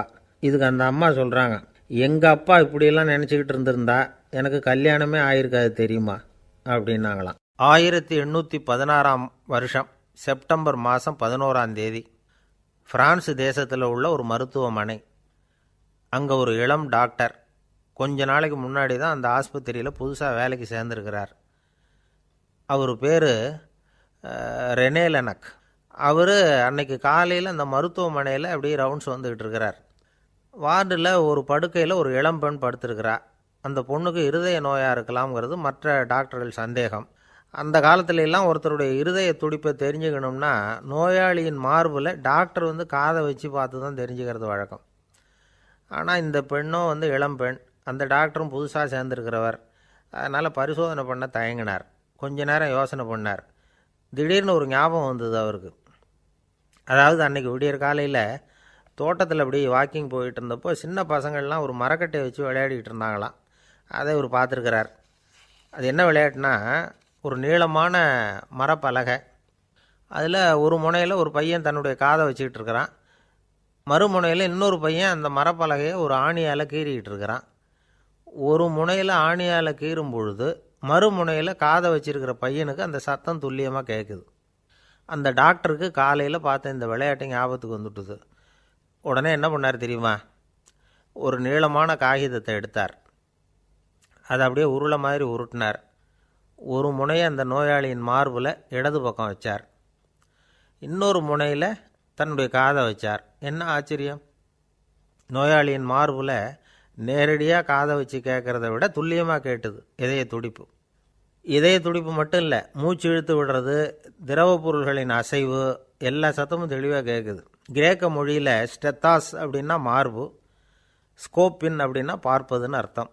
அதனால் டாக்டர் ரெனே லெனக் தான் கண்டுபிடிச்ச கருவிக்கு ஸ்டெத்தஸ்கோப் அப்படின்னு பேர் வச்சார். அவரே முதல் மாடலையும் செஞ்சார். அளவு ரொம்ப பெருசாக இருந்தது, சுலபமாக எடுத்துகிட்டு போகிறது கஷ்டம். அது அவ்வளோ கஷ்டமாக இருந்தது அது. அதனால் அவரே அதை அப்புறம் 2 பிரிவாக தயார் பண்ணார். இது 2 துண்டையும் டாக்டர் தன்னோட கோட்டு பாக்கெட்டில் வச்சுக்கலாம், தேவைப்படுறப்ப எடுத்து ஒன்றா சேர்த்துக்கலாம். இப்படி தான் அவர் ஆரம்பத்தில் பண்ணார். தன்னுடைய இந்த கண்டுபிடிப்பை பற்றி அவர் ஒரு புத்தகம் எழுதினார். நிறைய விற்றுது, புகழும் பணமும் சேர்ந்தது. பணமும் புகழும் சேர்ந்தது மாதிரியே அவருக்கு ஒரு நோயும் சேர்ந்தது. அது என்ன நோயின்னு கண்டுபிடிக்கிறதுக்கும் அவர் கண்டுபிடிச்ச கருவி தான் உபயோகப்பட்டு தான். அவரே அதை கண்டுபிடிச்சார். அவருக்கு வந்திருந்தது காச நோய். 1826 வருஷம் ஆகஸ்ட் மாதம் 13 உலகத்தின் முதல் ஸ்டெதஸ்கோப்பை கண்டுபிடிச்ச டாக்டர் ரெனே லெனக் காலமானார். அவர் சாகிறதுக்கு முன்னாடி மரத்தால் செஞ்சு வச்சுருந்த ஸ்டெதஸ்கோப்பை தனக்கு வேண்டியப்பட்ட ஒரு டாக்டர்கிட்ட கொடுத்து, என்னுடைய சொத்துக்கள்லேயே ரொம்ப வசந்தது அப்படின்னு சொன்னாராம். அதுக்கப்புறம் 3 வெள்ளைக்காரங்க சேர்ந்து இந்த கருவியில் சில மாற்றங்களை பண்ணாங்க. ஆனால் 1829 லண்டனில் டாக்டர் நிக்கோலஸுங்கிறவர் ஒரு காதால் இதய துடிப்பை கேட்குறத விட டாக்டர் 2 காதாலையும் கேட்குறது தான் சரியாக இருக்கும் அப்படின்னு ஒரு கருத்தை வெளியிட்டார். அதுக்கப்புறம் ரொம்ப காலம் கழித்து 1852 ஜார்ஜ் காமான் அப்படிங்கிறவர் ரப்பர் டியூப்களை உபயோகப்படுத்தி 2 காதாலையும் கேட்குற மாதிரி ஒரு புதிய வடிவத்தை அதுக்கு கொடுத்தார். அதுக்கு பிறகு அது படிப்படியாக எவ்வளவோ மாற்றங்கள் இருந்தாலும் ஆரம்பத்தில் டாக்டர் ரெனே லெனக் உருவாக்கின அடிப்படை மாடலை யாரும் மாற்றி அமைக்கலைங்கிறது தான் முக்கியமான விஷயம். நமக்கு தெரிஞ்ச ஒரு ஆஸ்பத்திரி, அதில் ஒரு நோயாளி, காலை நேரத்தில் நர்ஸு அந்த பக்கமாக போயிட்டு இருந்தாங்க. அதை பார்த்துட்டு ஒரு நர்ஸுன்னு கத்துறார். நர்ஸு அவசரமாக ஓடி என்ன விஷயம்னு கேட்டாங்க. சிஸ்டர், இங்கே பாருங்கள், உங்கள் டாக்டரை என் நெஞ்சில் அவர் காதை வச்சு கேட்டுக்கிட்டு இருக்கிறார் அப்படின்னார் நோயாளி. சிஸ்டர் பதட்டப்படாமல், அதனால் என்ன, இந்த டாக்டர் பழமையான விஷயங்களில் ரொம்ப நம்பிக்கை உள்ளவர், அதனால் ஸ்டெதாஸ்கோப்பை உபயோகப்படுத்தாமல் காதை வச்சு கேட்குறார், அது ஒன்றும் தப்பு இல்லை அப்படின்னாங்களாம். ஐயோ, அதுக்காக இல்லை சிஸ்டர், இவர் என் நெஞ்சு மேலே தலையை வச்சது நேற்று ராத்திரி 9 மணி, இப்போ விடிஞ்சு போச்சு, இன்னமும் தலையை எடுக்கவே இல்லை, அதுக்காக தான் சந்தேகப்பட்டு உங்களை கூப்பிட்றேன். அரேபிய நாடு, அங்கே ஒரு ஆட்சி தலைவர், அரேபிய நாட்டு ஆட்சி பொறுப்பை ஏற்றுக்கிட்டவர். அவர் ஆட்சி பொறுப்பை ஏற்றுக்கிட்ட பிறகு ஒரு நாள் ஒரு தெருவில் நடந்து போய்கிட்டு இருந்தார். அவர் தோளில் ஒரு பெரிய துணி மூட்டை, அதை சுமந்துக்கிட்டு கடத்தெருவை நோக்கி அவர் போய்கிட்டு இருக்கிறார். வழியில் அவரை சந்தித்தார் உமர். அவர் கேட்டார், கலீஃபா அவர்களே, எங்கே புறப்பட்டுட்டீங்க அப்படின்னு கேட்டார். கலீஃபான்னா ஆட்சி தலைவர்னு அர்த்தம். இதுக்கு அவர் சொன்னார், நான் துணி வணிகம் செய்கிறவன், அதனால் துணி வியாபாரம் செய்கிறதுக்காக போயிட்டுருக்கிறேன்னார். நீங்கள் இப்போ இந்த நாட்டுக்கு ஆட்சி தலைவர், ஆட்சி பொறுப்பில் இருக்கிறீங்க, நீங்கள் வியாபாரம் செய்ய போட்டால் அரசு பணிகளை செய்கிறது யார் அப்படின்னு கேட்டார் அவர். நான் அரசு பணிகளை மட்டுமே செஞ்சுக்கிட்டு இருந்தா என் குடும்பத்தை காப்பாற்றுறது யார் அப்படின்னு கேட்டார் அவர். இப்படி கேட்டவர் யார் தெரியுமா? அவர் தான் அபூபக்கர், இறை தூதர் முகமது அவர்களுக்கு பிறகு கலீஃபாவாக தேர்ந்தெடுக்கப்பட்டவர். அப்போலாம் ஆட்சி தலைவர்களுக்கு சம்பளம்னு எதுவும் கிடையாது. இந்த பிரச்சனையை எப்படி தீர்க்கிறதுன்னு யோசனை பண்ணார் உமர். அபு உபைதா அவர்கள்கிட்ட அழைச்சிட்டு போனார். அவர் யாருன்னா, அவர் தான் பொது நிதி கருவூலத்தின் பொறுப்பாளர். அவர்கிட்ட பிரச்சனையை சொன்னார். இது மாதிரி ஆட்சி தலைவருக்கு பொது நிதியிலிருந்து ஊதியம் அளிக்க முடியுமான்னு கேட்டார். பொது நிதி விதிகளின்படி அதுக்கு சாத்தியம் இல்லைன்னு சொல்லிவிட்டார் அவர். சரி, வேற ஏதாவது வழி இருக்குதான்னு கேட்டார் உமர். அபு உபைதா கொஞ்சம் யோசனை பண்ணி பார்த்தார். அப்புறமா சொன்னார், மக்காவிலிருந்து மதீனாவுக்கு குடிபெயர்ந்து வந்த அகதிகளுக்கு நிதி உதவி அளிக்கிறதுக்கு விதிகளில் இடம் இருக்கு. அப்படி பார்த்தா அபூபக்கரும் அகதி தானே, அதனால எல்லா அகதிகளுக்கும் கொடுக்கறது மாதிரியே அவருக்கும் ஒரு தொகை அளிக்கலாம்னார். கலீஃபா அபூபக்கருக்கு இந்த அகதி உதவி தொகையைத்தான் கொடுத்துட்டு வந்தாங்களாம். குடும்ப செலவுக்கு அது போதுமானதா இல்லை. இருந்தாலும் கலீஃபாங்கிறதுக்காக மற்ற அகதிகளை விட அதிகமாக தொகையை பெற அவர் விரும்பலை. மார்பு பக்கம் கிழிஞ்சிருந்த ஒரு மேலாடையை தான் அவர் அணிஞ்சிருந்தார். அவருடைய துணைவியார் அஸ்மா, அவங்க ஒரு நாள் தேன் அருந்து ஆசையாக இருக்குன்னாங்களாம். நமக்கு கிடைக்கிற ஊதியம் குடும்ப செலவுக்கே போதுமானதா இல்லையே, இந்த நிலையில் தேன் வாங்கிறதுக்கு காசுக்கு நான் எங்கே போவேன்ருக்கார் அவர். கொஞ்ச நாள் கழித்து அவங்க ஒரு தொகையை அவர்கிட்ட கொடுத்து தேன் வாங்கிட்டு வர சொன்னாங்களாம். இவருக்கு ஆச்சரியம், ஏது இந்த பணம்னு கேட்டிருக்காரு. நீங்கள் தினமும் குடும்ப செலவுக்காக கொடுத்துக்கிட்டு வந்த பணத்தில் கொஞ்சம் கொஞ்சமாக மிச்சப்படுத்தி வச்சேன்னாங்களாம். அபூபக்கர் அந்த பணத்தை எடுத்துக்கிட்டு நேராக பொது நிதி கருவூல பொறுப்பாளர்கிட்ட போனார். இந்த பணத்தை பொது நிதியில் சேர்த்துருங்க, இது அதிகப்படியாக எனக்கு தரப்பட்டு வந்த ஊதியம், அடுத்த மாதத்திலேருந்து இந்த தொகையை குறைச்சிங்கன்னு வேற சொல்லிவிட்டாராம். பசியை தணிக்க தேவையான அளவு உணவு, ஒரு ஜோடி உடை, இதை தவிர கூடுதலாக மக்கள் பொது நிதியிலிருந்து வாங்கிக்கிறதுக்கு என் குடும்பத்தாருக்கு உரிமை இல்லை அப்படின்னு சொல்லி கண்டிப்பாக சொல்லிவிட்டாராம். அவர் வாங்கிட்டு வந்த அந்த குறைந்த ஊதியம் கூட அவர் மனசை உறுத்திக்கிட்டே இருந்தது. கடைசி நேரம் அவர் தம்முடைய மகள் ஆயிஷா அவர்களை அழைச்சார். மகளே, இதுவரைக்கும் பொது நிதியிலிருந்து நான் வாங்கிட்டு வந்த தொகை என்னுடைய இதயத்தில் பாரமாக அழுத்திக்கிட்டு இருக்கு. என் தோட்டத்தை விற்று அதில் வர்ற பணத்திலிருந்து நான் இதுவரைக்கும் வாங்கிட்டு வந்த ஊதிய தொகையை கணக்கு போட்டு பொது நிதியில் சேர்த்துடு அப்படின்னாராம். பதவி ஏற்கிறதுக்கு முன்னாடி தன்கிட்ட இருந்ததை விட இப்போ கூடுதலாக என்ன சொத்து இருக்குன்னு பார்த்துருக்கார். ஒரு ஒட்டகம், ஒரு கோப்பை, ஒரு பணியாள். இதையும் அடுத்தபடியாக கலீஃபாவா வர்றவர்கிட்ட ஒப்படைச்சிருங்க அப்படின்னு விட்டாராம். அதே மாதிரி அடுத்து வந்த உமர்கிட்ட ஒப்படைச்சாங்க. அப்போ உமர் சொன்னாராம், அபூபக்கரே, இந்த முன்மாதிரியால் உங்களுக்கு பிறகு இந்த ஆட்சி பொறுப்பை ஏற்கிறவர்களை பெரும் நெருக்கடிக்கு ஆளாகி விட்டீங்க அப்படின்னு சொல்லி ரொம்ப கண் கலங்கினாராம்.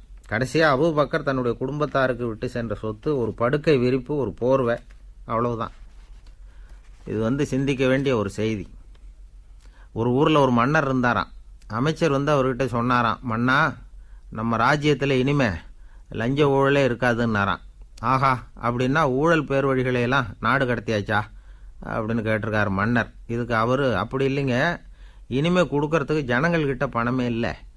இந்த உலகத்தில் எல்லாருக்கும் மகிழ்ச்சி தரக்கூடிய ஒரு பொருள் எது?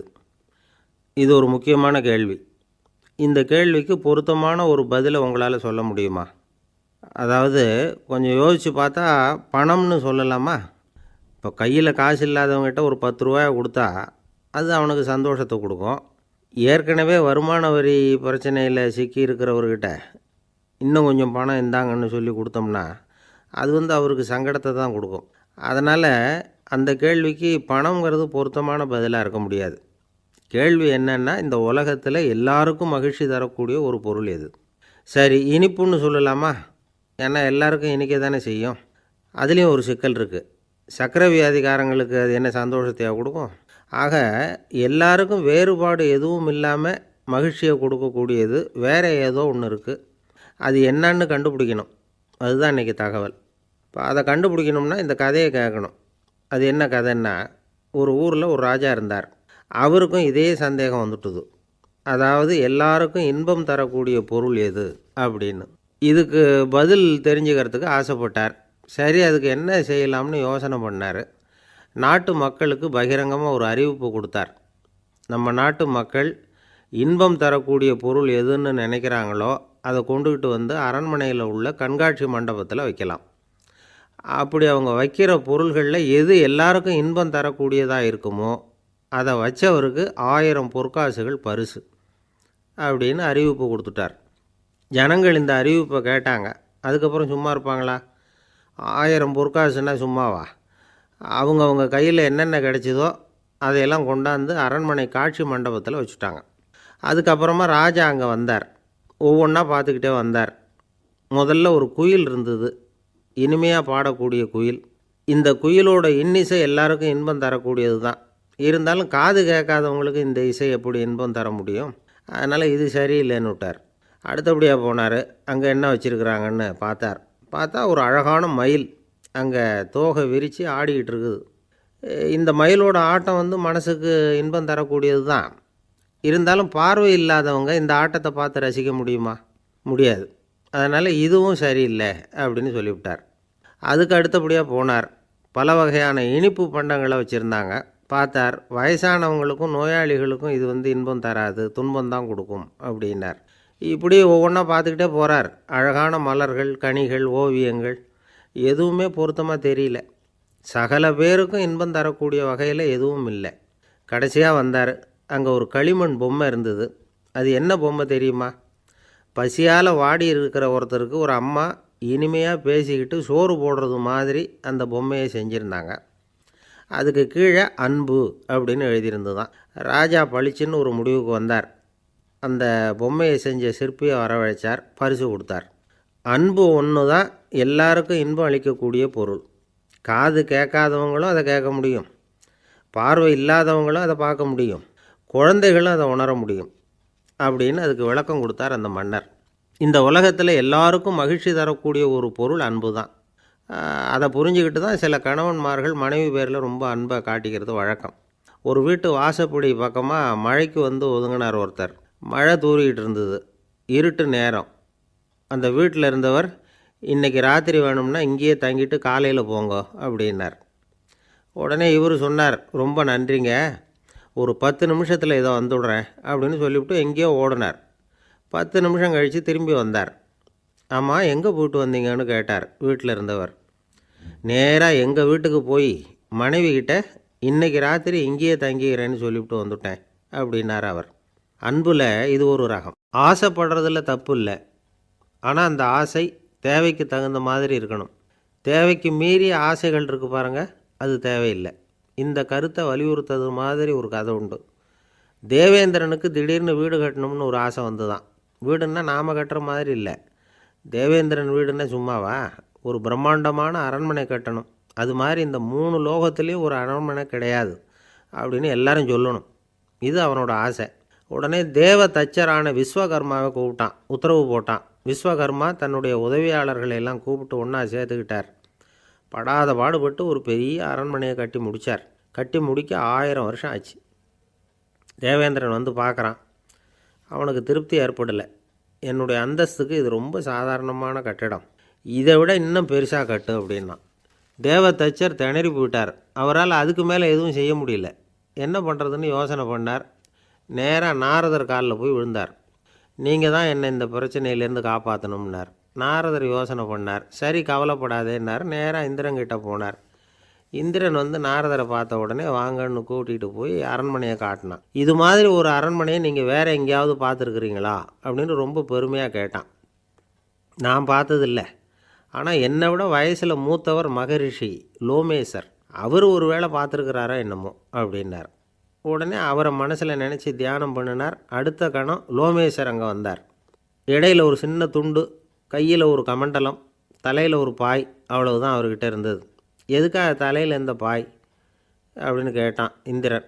என்ன மாதிரி அற்ப ஆயுள் உள்ள ஒரு ஜீவன் தனியாக வீடு கட்டிக்கிட்டு திண்டாடணுமா?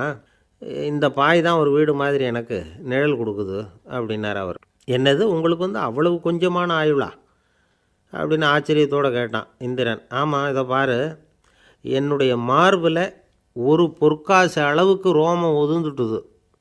எப்போ என் உடம்புல உள்ள எல்லா ரோமமும் உதிர்ந்துருமோ அப்போ என்னுடைய ஆயுள் முடியும் அப்படின்னார். எப்போ அந்த ரோமங்கள் பூரா உதிரும்னு கேட்டான் இவன். ஒரு பிரம்மா மறைஞ்சதும் ஒரு ரோமம் உதிரும்.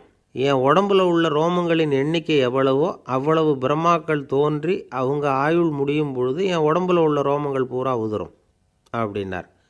அப்படின்னா ஒரு பிரம்மாவோட ஆயுள் எவ்வளவு காலம்னு கேட்டான். ஒரு பிரம்மாவுக்கு 100 தேவ வருஷம். ஒவ்வொரு தேவ வருஷத்துக்கும் 365 தேவ நாள். ஒவ்வொரு தேவ நாள்லேயும் ஒன்றை மாதிரி 14 இந்திரர்கள் தோன்றி மறைகிறாங்க அப்படின்னு மகரிஷி லோமேசர் சொல்கிறார். இதை கேட்டதும் இந்திரன் ஆடி போயிட்டான். அவ்வளவு ஆயுள் உள்ள இவரே அற்ப ஆயுள்னு சொல்கிறார். நான் என்னுடைய ஆயுளை பெருசாக நினச்சிக்கிட்டு பிரம்மாண்டமான அரண்மனை கட்டணும்னு ஆசைப்படுறேனே அப்படின்னு நினச்சான். எனக்கு வீடு கட்டின வரைக்கும் போதும்னு விட்டான். அதனால் நாமெல்லாம் நம்முடைய தேவைக்கு தகுந்த மாதிரி ஆசைப்படுறது தான் நியாயம். ஆனால் அப்படியே நடந்துக்கிறோம். மனுஷன் கடவுளையே ஏமாற்றி காசு வாங்கிறதுக்குள்ள ஆசைப்படுறான். ஒருத்தன் கடவுளை நினச்சி தவம் இருந்தான். கடவுள் நேரில் வந்தார். தேவலோகத்தில் ரூபாய்க்கெல்லாம் என்ன மதிப்புன்னு கேட்டான். அங்கெல்லாம் ரூபாய்ங்கிறது உங்கள் பணத்தில் 1 கோடி ரூபாய்க்கு சமம். அதாவது தேவலோகத்தில் 1 ரூபான்னா இங்கே 1 கோடி ரூபா. அது மாதிரி எங்களுக்கு ஒரு நாளுங்கிறது உங்கள் கணக்கில் 1 கோடி வருஷத்துக்கு சமம் அப்படின்னார் கடவுள். அப்படின்னா எனக்கு நீங்கள் அதிகமாக எதுவும் தர வேணாம், உங்கள் கணக்குப்படி ஒரே 1 ரூபா கொடுங்க, அது போதும்னா இவன் ரொம்ப சாமர்த்தியமாக. கடவுள் யோசனை பண்ணார். அது ஒன்றும் கஷ்டம் இல்லை, 1 ரூபா தானே கேட்குற, கொடுத்துட்றேன். ஆனால் இப்போ வரும்பொழுது நான் எடுத்துக்கிட்டு வரல, எங்கள் கணக்குப்படியே 1 நாள் பொறுத்துக்க பணத்தோடு வந்துடுறேன் அப்படின்னு சொல்லிவிட்டு பறந்து போயிட்டார். ஒரு நாள் ஒரு தகப்பனார் தன்னுடைய பிள்ளையை அழைச்சிக்கிட்டு வந்தார். சார், இவன் சரியாக படிக்க மாட்டேங்கிறான், பெரியவங்களை மதிக்க மாட்டேங்கிறான், நீங்கள் கொஞ்ச நாள் இவனுக்கு குருவாக இருந்து நல்ல விஷயங்களை சொல்லி கொடுத்தா தேவையில்லைன்னார். பெரியவங்களையும் மதிக்காதவன் எப்படி என்ன மதிக்க போகிறான் அப்படிங்கிறது நமக்கு யோசனை வரும் இல்லையா? வேணாங்க, என்னை விட்டுருங்க அப்படின்னோம். அவர் விட மாட்டேன்னு விட்டார். இல்லைன்னா அவரே சிஷ்யன் ஆகிடுவார் போல இருந்தது. சரி, வேறு வழி இல்லாமல் அந்த பையனையே என்னுடைய சீடை நான் ஏற்றுக்கிட்டு உபதேசமெல்லாம் பண்ண ஆரம்பித்தோம். அதாவது குரு பக்தின்னா அது எப்படி இருக்கணுங்கிறத பற்றி சொல்லி கொடுத்தோம் அவனுக்கு. சதமகர் அப்படின்னு ஒரு குரு இருந்தார். அவருக்கு ஒரு சீடர். அவன் பேர் துளசி சைதன்யன், நைஷ்டிக பிரம்மச்சாரி. தன்னுடைய குருவுக்கு எந்த நேரத்தில் எது தேவைங்கிறத புரிஞ்சுக்கிட்டு சேவை செய்கிறவன். ஆனால் இவனை பற்றி மற்ற சீடர்களுக்கு பொறாமை வந்துட்டுது. இவன் மட்டும் இப்படி இருக்கானேன்னு உடனே குருக்கிட்ட போய் கோல் மூட்டினாங்க. அவன் சரியில்லை, அவன் நடந்துக்கிறது சரியில்லை, அப்படி இப்படின்னு எதையாவது சொல்லி. இருந்தாலும் இதையெல்லாம் அந்த குரு நம்பலை. அவருக்கு தெரியும் யார் யார் எப்படின்னு. துளசி சைதன்யன் பெருமையை மற்ற சீடர்களுக்கு உணர்த்தணும் அப்படின்னு நினச்சார். அதுக்கு ஒரு வழி பண்ணார். ஒரு நாள் சீடர்களை எல்லாம் கூப்பிட்டுக்கிட்டு ஒரு காட்டு வழியாக போய்கிட்டு இருந்தார். அங்கே ஒரு பெரிய மலை அருவி கொட்டிக்கிட்டு இருந்தது. குரு சீடர்கள் பக்கம் திரும்பினார். இந்த மலையின் மேலே இருந்து அந்த படுபாதாளத்தில் குதிக்கிறதுக்கு உங்களில் யார் தயார் அப்படின்னு கேட்டார்.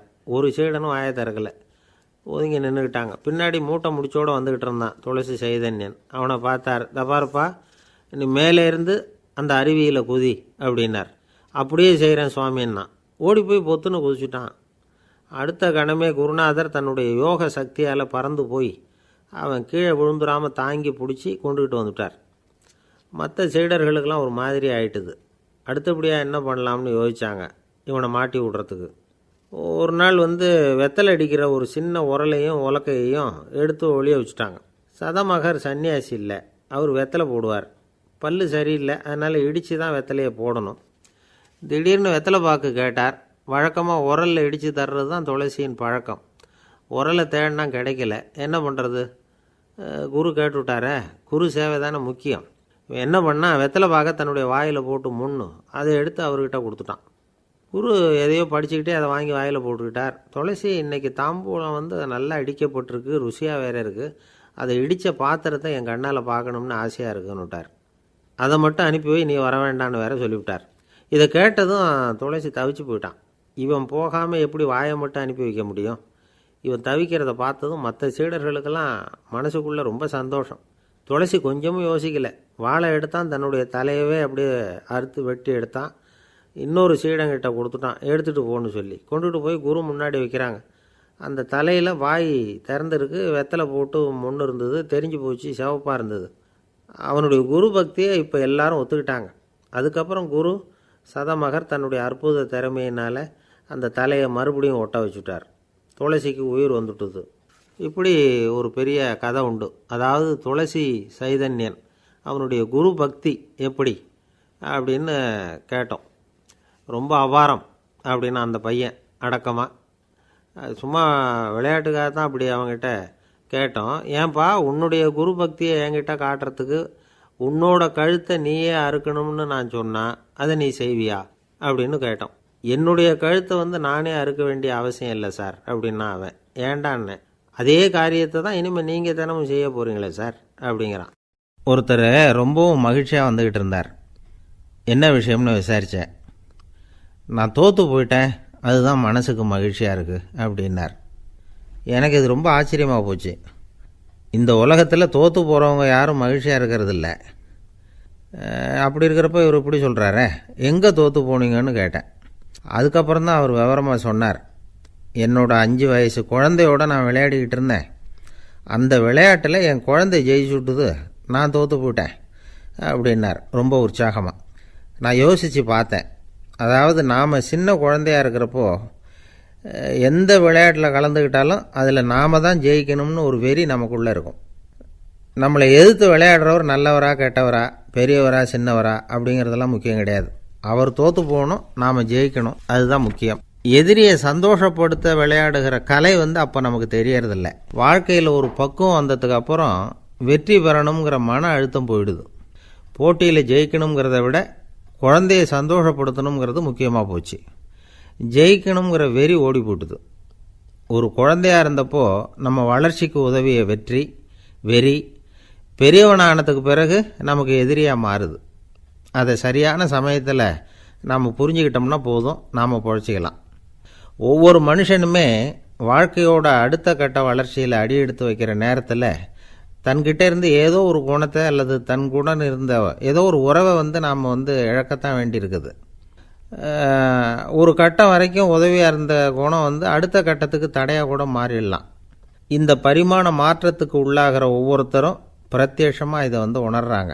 ஆனால் பல பேர் எப்படின்னா பழசை திறந்துவிட்டு புதிய கொள்கைகளை உருவாக்கிக்கிறதுக்கு இஷ்டம் இல்லாமல் இருந்துவிடுறாங்க, அல்லது அப்படி செய்ய முடியாமல் தவிக்கிறாங்க. இதையெல்லாம் மீறி அந்த பழசை திறந்துவிட்டா அதை இழந்ததால் உண்டாகிற மன அழுத்தம் சில காலத்துக்கு வருத்திக்கிட்டு தான் இருக்கும், வேறு வழி இல்லை. ஆரோக்கியமான ஒரு முன்னேற்றத்துக்காக அந்த மன அழுத்தத்தை தாங்கிக்கத்தான் வேணும் அப்படிங்கிறாரு அந்த உலக புகழ்பெற்ற மேதை ஒருத்தர், இந்த ஸ்காட் பெக் அப்படிங்கிறவர். பிறந்த நாள் முதல் இதுதான் சரி அப்படின்னு கற்பிக்கப்பட்டு வந்த ஒவ்வொரு தத்துவத்தையும் தங்களுடைய வளர்ச்சிக்கு தகுந்த மாதிரி மாற்றி அர்த்தப்படுத்தி கொள்ள முடியாமல் வாழ்க்கை சூழலில் அப்படியே அரைப்பட்டு தூளாகிறவர்கள் தான் ரொம்ப தவிக்கிறாங்களாம்.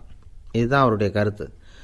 பெரும்பாலும் மனிதர்களுடைய நடுத்தர வயசில், அதாவது 30 தாண்டுகிற சமயத்தில் தான் இந்த தவிப்பு உண்டாகுதான். இதை தான் மேற்கத்திய நாடுகளில் அடிக்கடி மிட் லைஃப் கிரைசிஸ் அப்படின்னு சொல்கிறாங்க. அப்பப்போ பழசையெல்லாம் தொலைச்சி விட்டு புதுசாக பிறக்கிறதுக்கு கற்றுக்கணும். ஒவ்வொரு நிமிஷத்தையும் அந்த நிமிஷத்துக்கு ஏற்ற சித்தாந்தம் கொண்டவர்களாக சந்திப்போம் அப்படிங்கிறார் அந்த உளவியல் நிபுணர். இப்படி பழகிக்கிட்டால் வாழ்க்கை இன்பமயம், இல்லைன்னா தவிப்பு மயம்தான். பழசை தொலைக்க முடியாதவர்களில் எத்தனையோ பேர் உண்டு, எத்தனையோ ரகம் உண்டு. அதில் வேடிக்கையான நண்பர்களும் உண்டு. ஒருத்தர் நண்பர் வீட்டுக்கு போனார். அவர் ஏதோ இனிப்பு பலகாரம் கொடுத்து சாப்பிட சொல்லியிருக்கிறாங்க அவங்க வீட்டில். இவர் சாப்பிட்டு பார்த்துட்டு சொன்னாராம், சார் 6 மாதத்துக்கு முன்னாடி ஒரு தடவை இங்கே வந்தேன், அப்போது ஒரு இனிப்பு பலகாரம் கொடுத்தீங்க, அது இதை விட நல்லா இருந்தது சார் அப்படின்னாராம். அப்போ செஞ்ச அதே இனிப்பு பலகாரம் தான் சார் இதுவும் அப்படின்னாராம் அவர். இயேசுநாதர்கிட்ட ஒருத்தர் கேட்டாராம், இயேசுவே என்னை எவ்வளவு நேசிக்கிறீர்கள் அப்படின்னு. அவர் தன்னுடைய 2 கைகளையும் அகல விரித்து இவ்வளவு என்று சொல்லி சிலுவையில் உயிர் நீத்தார் அப்படின்னு சொல்லுவாங்க. அதாவது அந்த நேசிப்புக்கு எல்லை கிடையாது, அதே போல் மன்னிப்புக்கும் எல்லை கிடையாது. இது இயேசுநாதர் சொல்லி கொடுத்த ஒரு பாடம். இயேசுனுடைய சீடர்களில் ஒருத்தன் பீட்டர், அவன் ஒரு நாள் இயேசுநாதர்கிட்ட கேட்டிருக்கான், இயேசுவே நான் என்னுடைய தம்பிக்கிட்ட அடிக்கடி சண்டை போட்டுக்கிட்டு இருக்கிறேன், என்னுடைய சகோதரன் கூட, அவனை நான் எத்தனை தடவை மன்னிக்கிறது? ஏற்கனவே 7 தடவை அவனை மன்னிச்சுட்டேன் அப்படின்னு சொல்லியிருக்கிறான். அப்போது இயேசு சொன்னாராம், மன்னிக்கிறதுக்கு எத்தனை தடவைங்கிற கணக்கெல்லாம் கிடையாது, எத்தனை தடவை உன்னுடைய சகோதரன் உன்னை கோபப்படுத்துகிறானோ அத்தனை தடவை நீ மன்னிக்கிறதுக்கும் தயாராக இருக்கணும், அதுதான் அப்படின்னு சொன்னாராம். அப்போ இவனுக்கு ஒன்றும் புரியல, இது என்ன அவன் தப்பு பண்ணிக்கிட்டே இருப்பான், நாம் மன்னிச்சுக்கிட்டே இருக்கிறதா அப்படிங்கிறது மாதிரி குழப்பமாக இருந்திருக்கிறான். அப்போது இயேசுநாதர் தன்னுடைய சீடன் பீட்டர்கிட்ட ஒரு கதை சொன்னாராம். அந்த கதை இன்றைக்கு நாம் எல்லாரும் சிந்தித்து பார்க்க வேண்டிய ஒரு கதை. அதாவது மன்னிப்பை விரும்புகிறவர்கள் மன்னிக்கவும் தயாராக இருக்க வேண்டும் அப்படிங்கிறது தான் அந்த கதையினுடைய தத்துவம். அந்த இயேசுநாதர் சொன்ன கதை என்னென்னா, ஒரு மன்னர் இருந்தார். அவர் ஒரு நாள் அரண்மனையில் உட்காந்து கணக்கு வழக்குகள்லாம் பார்த்துக்கிட்டு இருந்தார். நம்ம அரண்மனையிலேருந்து யார் யார் அரசாங்க கடன் வாங்கியிருக்கிறாங்க, யார் யார் திருப்பி செலுத்தியிருக்கிறாங்க அப்படிங்கிற விவரத்தையெல்லாம் பார்த்துக்கிட்டு இருந்தார். அப்போ தான் புரிஞ்சுது, அந்த அரண்மனையில் வேலை செய்கிற ஒருத்தனே அரசாங்க கடன் வாங்கியிருக்கிறான். எவ்வளவு? 10,000 பொற்காசுகள் வாங்கியிருக்கான் கடன். இந்த 10,000 பொற்காசுகளை திருப்பி செலுத்தலை அரசாங்கத்துக்கு. இது மன்னர் கவனத்துக்கு வந்தது. உடனே நம்ம அரண்மனையில் இருக்கிறவனே அரசு கடன் வாங்கி திருப்பி செலுத்தாமல் இருக்கான், அவனை கூப்பிட்டு வாங்கன்னு சொல்லி கூப்பிட்டுட்டு வந்தாங்களாம். விசாரிச்சிருக்கிறாங்க, என்னப்பா நீ எவ்வளோ ஒன்று? ஆமாங்க 10,000 பொற்காசுகள் வாங்கியிருக்கிறேன், இன்னும் திருப்பி கட்டலைன்றிருக்கான். உடனே அவர் மன்னர் சொல்லியிருக்கிறார், நம்ம சட்டத்திட்டப்படி நீ உடனே பணத்தை திருப்பி கட்டிடு. அப்படி உன்னால் கட்ட முடியலன்னா உன்னுடைய வீடு வாசல் சொத்து சுகம் எல்லாத்தையும் விற்று அந்த பணத்தை அரசு கருவூலத்தில் சேர்த்துக்கிறதுக்கு நானே ஏற்பாடு பண்ணிடுறேன் அப்படின்னு அந்த மன்னர் சொன்னாராம். இவன் அப்படியே அதிர்ச்சி ஆகிட்டான். அப்படியே பொத்துன்னு காலில் விழுந்தானா, மன்னா என்னை மன்னிச்சுங்க, என்னால் முடியல, எனக்கு மன்னிப்பு கொடுங்க அப்படின்ட்டுருக்கான். உடனே அவர் எழுந்திரிச்சு, சரி நீ மன்னிப்பு கேட்டுவிட்ட, அதனால் உன்னை மன்னிக்கிறேன், நீ பணம் கட்ட வேண்டாம் அப்படின்னு சொல்லி அந்த மன்னர் அவனை விட்டுட்டாராம். பணத்தையும் தள்ளுபடி போட்டார், நீ திருப்பி கட்ட வேண்டான்னு. இவனுக்கு ரொம்ப மகிழ்ச்சி.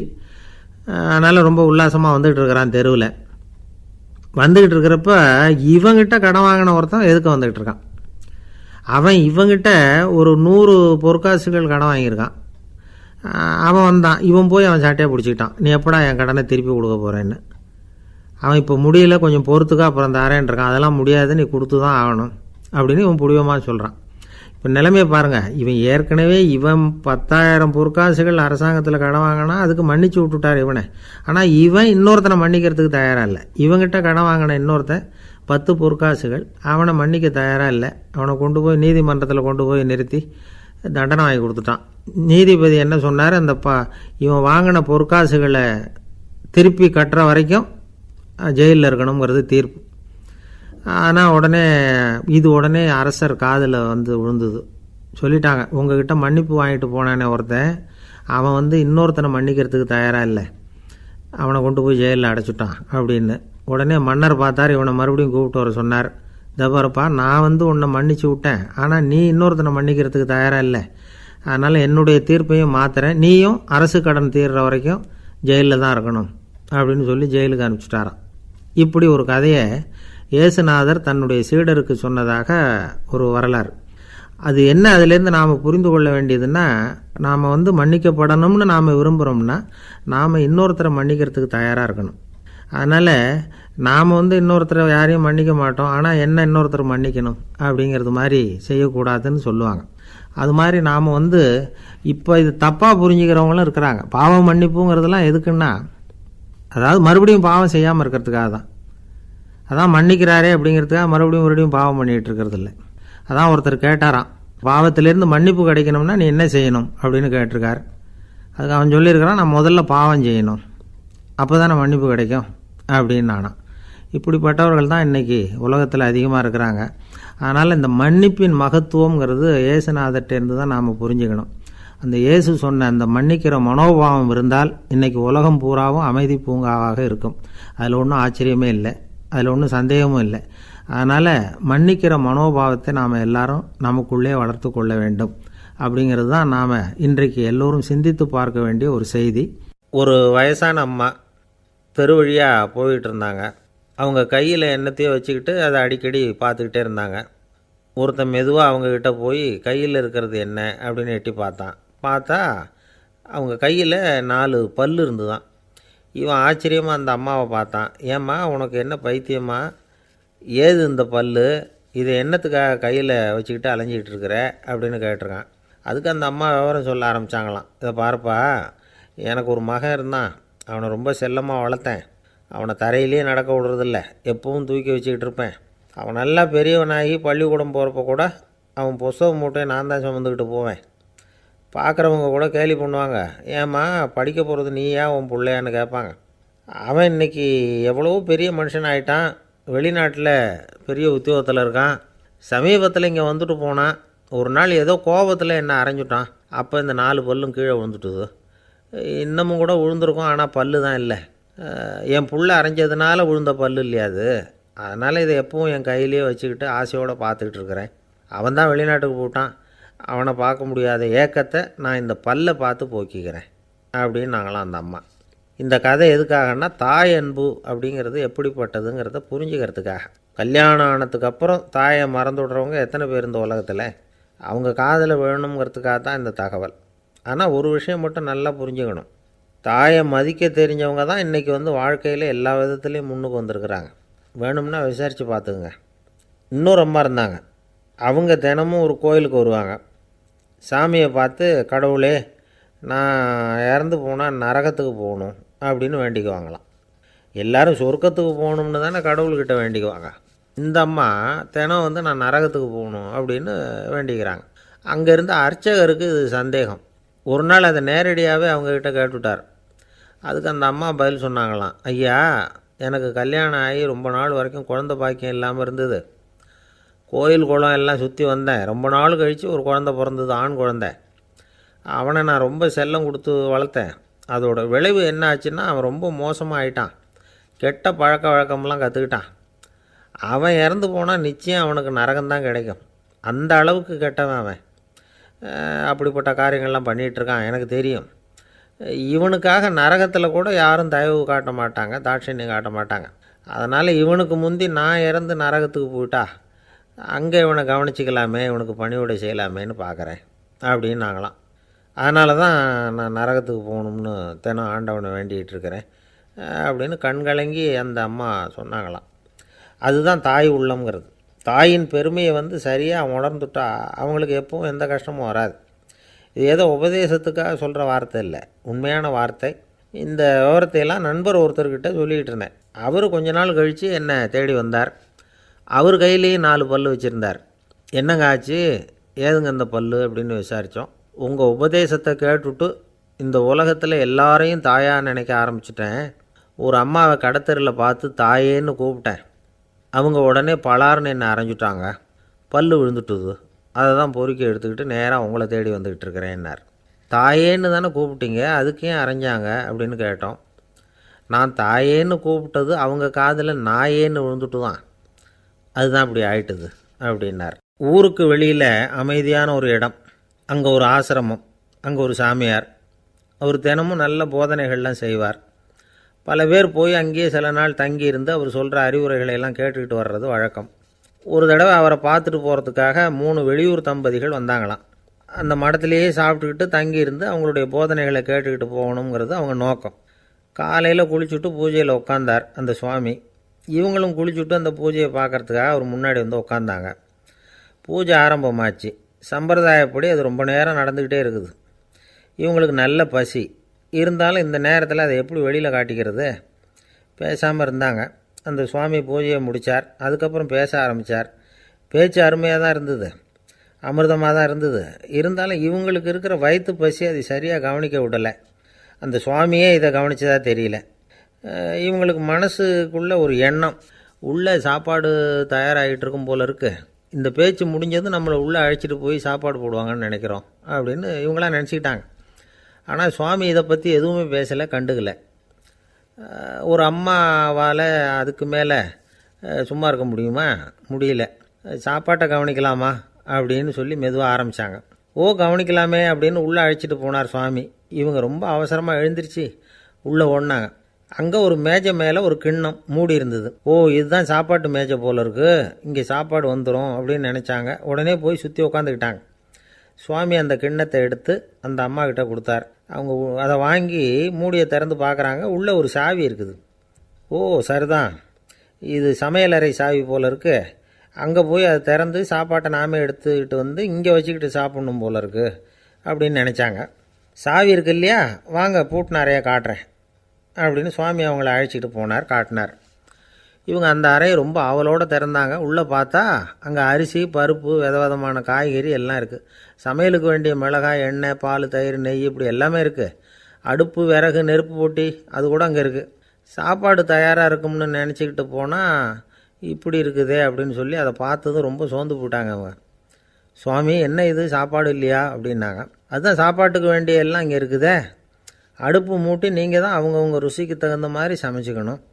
இந்த சன்னியாசிக்கு எப்படி சமைக்க தெரியும் அப்படின்னு கேட்டார் சுவாமி. சாப்பாடு தயாராக இருக்கும்னு நாங்கள் எதிர்பார்த்தோம் அப்படின்னாங்க. நீங்கள் இப்படி சொல்லுவீங்கன்னு நானும் எதிர்பார்த்தேன். இது வரைக்கும் நான் எவ்வளவோ தத்துவம்லாம் எடுத்து சொன்னேன். எல்லாத்தையும் விட இதுதான் அனுபவபூர்வமான தத்துவம். ஆண்டவன் நமக்கு நல்ல மனசை கொடுத்துருக்குறான், நல்ல வாய்ப்புகளையும் தந்திருக்கிறான், அதையெல்லாம் பயன்படுத்திக்கக்கூடிய மூளையையும் சிந்தனையையும் கொடுத்துருக்குறான். அதனால் அடுப்பை தான் நீங்கள் மூட்டணும், அடுப்பை நீங்கள் தான் மூட்டணும், உங்களுக்கு உகந்ததை நீங்கள் தான் சமைச்சு ருசித்து அனுபவிக்கணும். ஆண்டவனே அதை செஞ்சிகிட்டு இருக்க மாட்டான் அப்படின்னாராம் அந்த சுவாமி. நம்முடைய வாழ்க்கையில் பல நல்ல பலன்களை பெறுறதுக்கு நாம் தான் முயற்சி பண்ணணும். அதுக்குரிய சூழ்நிலையை தான் ஆண்டவன் கொடுப்பானே தவிர அதை விளக்கிறதுக்காக தான் அந்த சுவாமி அப்படி செஞ்சு காட்டியிருக்கிறார். இது ஒரு பெரியவர் இப்படி ஒரு விளக்கம் கொடுத்தார். அதுக்கப்புறம் அந்த 3 தம்பதிகளும் தெளிவடைஞ்சுட்டாங்களாம். நாம் தெளிவடைகிறது எப்போங்கிறது தான் தெரியல அப்படின்னு பல பேர் இதை கேட்டுட்டு சொல்லிகிட்டு இருக்கிறாங்க. இந்த கதையை நம்முடைய நண்பர் ஒருத்தர்கிட்ட சொன்னேன். அந்த நண்பர் ரொம்ப சந்தோஷப்பட்டார். நீங்கள் சொல்கிறது கரெக்டு சார், ஆனால் நான் அதை விட ஒரு படி மேலே சார். எனக்கெல்லாம் அரிசி பருப்பு இருக்கிற ரூம் எதுன்னு கையை காட்டிட்டா போதும், உடனே கிண்ணத்துலேருந்து சாவியை எடுத்து கொடுக்கணுங்கிற அவசியம்லாம் இல்லை எனக்கு. அப்புறம் எப்படி ரூமை திறந்துருவீங்க அப்படின்னு கேட்டேன். பூட்டை உடச்சி திறந்துருவேன், அதுதான் எனக்கு பழக்கம் அப்படிங்கிறார். ஐயா, என்னுடைய நூல் வெளியீட்டு விழாவுக்கு அவசியம் நீங்கள் வரணும் அப்படின்னு கூப்பிட்டார் ஒருத்தர். எப்போ வரணும்னு கேட்டேன். அடுத்த வாரம்னார். சரி, புத்தகம் தயாராகிட்டுதா அப்படின்னேன். நாளைக்கு தான் அச்சிக்க கொடுக்க போகிறேன்னார். என்னங்க இது, புத்தகம் அச்சிடுறதுக்கு முன்னாடியே அழைப்புதழை அச்சடிச்சு விட்டீங்களே அப்படின்னு கேட்டேன். அதனால் என்னங்க, அந்த காலம் மாதிரி அப்போல்லாம் அச்சுக்கலை எவ்வளவோ முன்னேறியாச்சுங்க. Linotype, monotype, photo type, laser, இப்படி என்னென்னமோ வந்தாச்சு. இன்றைக்கி கொடுத்தா நாளைக்கே புத்தகம் தயார் அப்படின்னார். இப்படி இந்த அளவுக்கு முன்னேறி இருக்கிற இந்த அச்சுக்கலை ஆரம்பத்தில் எப்படி இருந்தது தெரியுமா? அந்த காலத்தில் காகிதம்னா என்னென்னே தெரியாது, அப்படி ஒன்று கண்டுபிடிக்கப்படவே இல்லை. அப்போல்லாம் எதையாவது ஒன்று எழுதணும்னா அதுக்கு ஆட்டு தோலை தான் பயன்படுத்தி இருக்கிறாங்க. கண்ணுக்குட்டி தோல் கூட அதுக்கு உபயோகப்பட்டு தான். ஐரோப்பாவில் இருந்த பாதிரியார்கள் தோலில் எழுதப்பட்ட புத்தகத்தை தயாரிக்கிறதுல ரொம்ப கெட்டிக்காரங்களாம். எகிப்து, அப்புறம் மத்திய தரைக்கடல் ஓரத்தில் உள்ள நாடுகள், இங்கேயெல்லாம் தோல் தான் எழுதுபொருளாக பயன்பட்டு வந்திருக்குது. ஆனால் நம்ம நாட்டில் ஓலைச்சுவடிகளை எழுத்துக்கு பயன்படுத்தியிருக்கிறாங்க. எழுதுறதுக்கு தோலை பயன்படுத்தினவங்க பிறகு பேப்பரைஸ் அப்படிங்கிற கோரை புல்லை அதுக்கு பயன்படுத்தினாங்களாம். இதெல்லாம் அப்படி கொஞ்சம் கொஞ்சமாக கண்டுபிடிச்சிட்டு வந்திருக்கிறாங்க. அந்த புல்லை கச்சிதமாக நறுக்க வேண்டியது, நல்லா பதப்படுத்த வேண்டியது, அதுக்கப்புறம் அதில் எழுத வேண்டியது, அவ்வளவுதான். பேப்பருங்கிற சொல்லே இந்த பேப்பைரஸ் அப்படிங்கிறதுலேருந்து வந்தது தான். அதுக்கப்புறம் தான் காகிதம் வந்தது. இதை முதல்ல சீன நாட்டில் தான் கண்டுபிடிச்சாங்க. அது வந்த பிறகு அச்சு எந்திரம் கண்டுபிடிக்க வேண்டிய அவசியம் ஏற்பட்டது. அதை கண்டுபிடிச்சவர் ஜெர்மானிய அறிவியல் அறிஞர் ஜான் கூட்டன்பர்க். அச்சுக்கலைக்கு அடித்தளம் அமைச்சவர் அவர் தான். ஜெர்மனியில் மெயின்ஸ் அப்படிங்கிற ஊரில் 1399 பிறந்தார். அவரோட மாமன் ஒருத்தர் உலோக வேலையில் வல்லவர். அவர்கிட்ட அந்த வேலையை கற்றுக்கிட்டார். அதோட வைர கற்களை பட்டை தீட்டுறதுலேயும் ரொம்ப தேர்ச்சி பெற்றிருந்தார். இளம் வயசுலேயே சும்மா இருக்க மாட்டாராம், எதை செஞ்சாலும் அதை திறமையாக செய்வாராம். அவர் தான் முதல்ல மர அச்சு எழுத்துக்களை உருவாக்கினார். அது மேலே மை தடவி பிரதிகள் எடுத்தார். அதுக்கப்புறம் உலோக எழுத்துக்கள், முதல்ல காரியம், அப்புறம் இரும்பு, அப்புறம் கலப்பு உலோகம், பிறகு அச்சடிக்கிறதுக்கு எந்திரம் ஒன்றையும் உருவாக்கினார். முதல்ல பைபிள் அச்சடித்தார். 1468 அவர் இறந்து போனார். 16ஆம் நூற்றாண்டில் மேலை நாடுகளிலிருந்து மர எழுத்துக்களை கொண்டுகிட்டு தமிழ்நாட்டில் கிறிஸ்தவ நூல்களை அச்சிட்டாங்க. அப்போல்லாம் அச்சகங்கள் போதிய அளவுக்கு இங்கே இல்லை. அதுக்கு என்ன காரணம்னா, இந்தியர்கள் அச்சகங்களை நடத்தக்கூடாது அப்படின்னு சட்டம். 1835 வரைக்கும் அந்த சட்டம் நடைமுறையில் இருந்தது. இந்த நிலைமையில் அங்கேயும் இங்கேயுமா 1-2 அச்சகங்கள் ஆரம்பமாச்சு. 1713 தரங்கம்பாடியில் லூத்தரன் மிஷன் அச்சகம், அதே ஆண்டில் சென்னையில் எஸ்பிசிகே அச்சகம். இது ரெண்டும் தான் இந்தியாவில் முதல்ல தொடங்கப்பட்ட அச்சகங்கள். ஆட்டுத்தோல்லையும் ஓலைச்சுவடியிலையும் எழுதப்பட்ட எழுத்துக்கள் இன்றைக்கி எங்கேயோ போயிடுது. ஆனால் நம்ம ஊரில் எழுத்தாளர்கள் நிலைமை தான் ஒன்றும் சொல்லிக்கிறது மாதிரி இல்லை. நம்ம ஆள் ஒருத்தர் சொன்னார், சார், நான் சொந்தத்தில் ஒரு அச்சாபீஸ் வச்சுருந்தேன், இப்போவும் வச்சுருக்கிறேன். அதனால் என்னுடைய படைப்புகளை புத்தகமாக வெளியிடுறதில் எனக்கு ஒன்றும் கஷ்டம் இல்லை. வருஷத்துக்கு ஒரு புத்தகம் எழுதி வெளியிட்டுருவேன். 15 வருஷமாக இலக்கிய உலகத்துக்கு இப்படி சேவை செஞ்சுக்கிட்டு வர்றேன். ஆனால் இந்த வருஷம்தான் வாசகர்கள் எனக்கு பாராட்டு விழா நடத்தியிருக்கிறாங்க அப்படின்னார். இந்த வருஷம் அப்படி என்ன விசேஷம் அப்படின்னு கேட்டோம். இந்த வருஷம்தான் நான் எந்த புத்தகம் எழுதி வெளியிடாமல் இருந்தேன், அதுக்காகத்தான் எனக்கு இந்த பாராட்டு விழா அப்படின்னார். ஒரு நண்பர் இருக்கார். எப்போ பார்த்தாலும் கையில் ஒரு புத்தகம் இருக்கும். புத்தகம் இல்லாமல் எங்கேயும் புறப்பட மாட்டார். எதுக்காக இப்படி எடுத்துகிட்டு போகிறீங்க அப்படின்னு கேட்டால், எனக்கு இது ஒரு நல்ல நண்பன் மாதிரி. இந்த காலத்தில் எங்கே போனாலும் காத்திருக்க வேண்டியிருக்கு. அது மாதிரி சமயத்தில் நான் நண்பன் கூட பேசிக்கிட்டு இருப்பேன் அப்படிம்பாரான். ஒருத்தர் ஒரு பெரிய அரச பதவியில் இருந்தார். அவர் பதவியிலேருந்து இறங்க வேண்டிய சூழ்நிலை. அரசு கொடுத்துருந்த வீட்டை விட்டுட்டு வெளியில் வர்றார். வரும்பொழுது 2 கையிலையும் 2 பெட்டியை எடுத்துகிட்டு வந்தாராம். சார், உங்களுடைய உடைமைகள் அப்படின்னு கேட்குறாங்க அங்கே இருந்த ஊழியர்கள். இவர் தன்னுடைய கையில் இருக்கிற பெட்டியை காட்டி, இதுதான் என்னுடைய சொத்து அப்படின்னாராம். ஒரு பெட்டியில் அவருடைய உடைகள், இன்னொரு பெட்டியில் அவர் விரும்பி படிக்கிற புத்தகங்கள். அவ்வளோதான். இதுதான் இருந்துதான். புத்தகம் படிக்கிறது மனசுக்கு நல்லதுங்கிறது நமக்கு தெரியும். புத்தக வாசிப்பு உடம்புக்கும் நல்லதுங்கிறாங்க. அது நமக்கு ஆச்சரியமாக தான் இருக்குது. ஒரு நபர் ஒரு வருஷத்தில் சராசரியாக 2000 பக்கங்களை படிச்சிருக்கணுமா, யுனெஸ்கோ பரிந்துரை. ஆனால் நம்ம நாட்டில் நாம் சராசரியாக படிக்கிறது 32 பக்கங்கள். அவ்வளவுதான். இவ்வளவுக்கு நம்ம நாட்டில் 6000த்துக்கும் மேற்பட்ட நாளேடுகள், 2000த்துக்கும் மேற்பட்ட இதழ்கள், மலர்கள், இவ்வளவு இருந்தும் சரியாக வரல. இந்த உலகத்தில் முதல் நூலகம் எங்கே எப்போ ஆரம்பமாச்சு தெரியுமா? கிமு 2500ஆம் ஆண்டில் அது ஆரம்பமாயிருக்குது. பாபிலோனியாவில் அமில் அணு அப்படிங்கிற அரசன் தான் நூலகத்தை உருவாக்கியிருக்கிறான். அப்போல்லாம் தாள் கிடையாது, களிமண் தான். களிமண் பலகைகளில் எழுதி அது தொகுத்து அப்படியே நூலாக்கி அதை நூலகத்தில் வச்சுருப்பாங்களாம். அரசருடைய நூலகத்தில் 1000த்துக்கும் மேற்பட்ட நூல்கள் இருந்ததாக வரலாற்று குறிப்பு இருக்குது. அது மட்டும் இல்லை, அந்த நூலகத்தில் பொருள் வாரியாக, அதாவது சப்ஜெக்ட் வாரியாக புத்தகங்களை வகைப்படுத்தி வச்சுருந்தாங்களாம். அதில் மிச்சம் இருந்த ஒரு 25 களிமண் பலகை புத்தகங்கள் இன்றைக்கும் பிரிட்டிஷ் அருங்காட்சியகத்தில் இருக்குதான். அச்சு தாள் இதெல்லாம் ஏற்பட்டதுக்கப்புறம் அமைக்கப்பட்டது தான் பிரான்சில் இருக்கக்கூடிய பாரிஸ் நூலகம். 1480 பிரெஞ்சு மன்னர் 11ஆம் லூயி இந்த நூலகத்தை அமைச்சாராம். ஆனால் அப்போல்லாம் அரசர்கள் மட்டும்தான் நூலகத்தை பயன்படுத்த முடியுமா. அதுக்கப்புறம் 17ஆம் நூற்றாண்டில் இந்த முறை மாறி பொதுமக்கள் அங்கே போகலாம், படிக்கலாம் அப்படிங்கிற நிலைமை வந்துதான். போட்லியன் நூலகம் அப்படின்னு அதுக்கு பேர், பாரிஸ் நகரத்தில் இருக்குது. அங்கே தான் நூல்களின் பட்டியல் தயாரிப்பு பணி ஆரம்பமாச்சு. கல்வி வளர்ச்சியையும் நூலகத்தையும் இணைச்சவர் நெப்போலியன் போனபார்ட். முன்பணம் செலுத்தி புத்தகத்தை படிக்கிற முறையையும் அவர் தான் கொண்டுகிட்டு வந்தாராம். மக்கள்கிட்ட வசூலிக்கிற வரியின் ஒரு பகுதியை நூலகத்துக்கு பயன்படுத்தினவரும் அவர் தானா. நெப்போலியன் நூலகத்தில் உலகத்தில் உள்ள எல்லா மொழி நூல்களும் இருக்குதான். அங்கே ஒரு தமிழ் நூலும் இருந்திருக்குது. அது என்னென்னா கம்பராமாயணம். சோவியத் யூனியனுக்கு படையெடுத்து போனப்போ அங்கேருந்து லட்சக்கணக்கான புத்தகங்களை இந்த பனிச்சறுக்கு வாகனங்கள் இருக்குல்ல, அதில் கொண்டுகிட்டு வந்ததாக வரலாறு. அடுத்தபடியாக குறிப்பிட்டு சொல்லத்தக்க நூலகம் எதுன்னா பிரிட்டிஷ் நூலகம். மிக பழைய கையெழுத்து பிரதியெல்லாம் கூட அங்கே இருக்குது. 1753 ஆரம்பமாச்சு. அதில் உள்ள நூல்களை வரிசையாக அடுக்கினா 180 கிலோமீட்டர் நீளத்துக்கு வருமா. மிகப்பெரிய நூலகம் அமெரிக்க தலைநகர் வாஷிங்டனில் இருக்குதான். இந்தியாவை பொறுத்த வரைக்கும் பெரிய பழைய நூலகம் எதுன்னா கல்கத்தா நூலகம். எல்லா இந்திய மொழி நூல்களும் இங்கே உண்டு. மகாகவி பாரதியார் நடத்தின இந்தியாங்கிற இதழின் எல்லா பிரதிகளும் அங்கே பாதுகாப்பாக இருக்குது. படிக்கும் பழக்கம் இங்கே வளர வேண்டியிருக்குது. ஒருத்தர்கிட்ட ஒரு புஸ்தகத்தை கொடுத்து விமர்சனம் எழுத சொல்லியிருந்தாங்க. கொஞ்ச நாள் கழித்து அவரை போய் பார்த்து, என்னங்க புஸ்தகத்தை படித்து பார்த்தீங்களா அப்படின்னு கேட்டாங்களாம். இதுக்கு அவர் சொல்லியிருக்கிறார், இன்னும் நான் படித்து பார்க்கலிங்க, இப்போ தானே விமர்சனமே எழுதி முடிச்சிருக்கிறேன், இனிமே தான் படிக்கணும் அப்படின்னாராம். ஒருத்தர் அவசரமாக போய்கிட்டு இருந்தார். எங்கே போய்கிட்டு இருக்கீங்க அப்படின்னு கேட்டார் ஒரு பெரியவர்.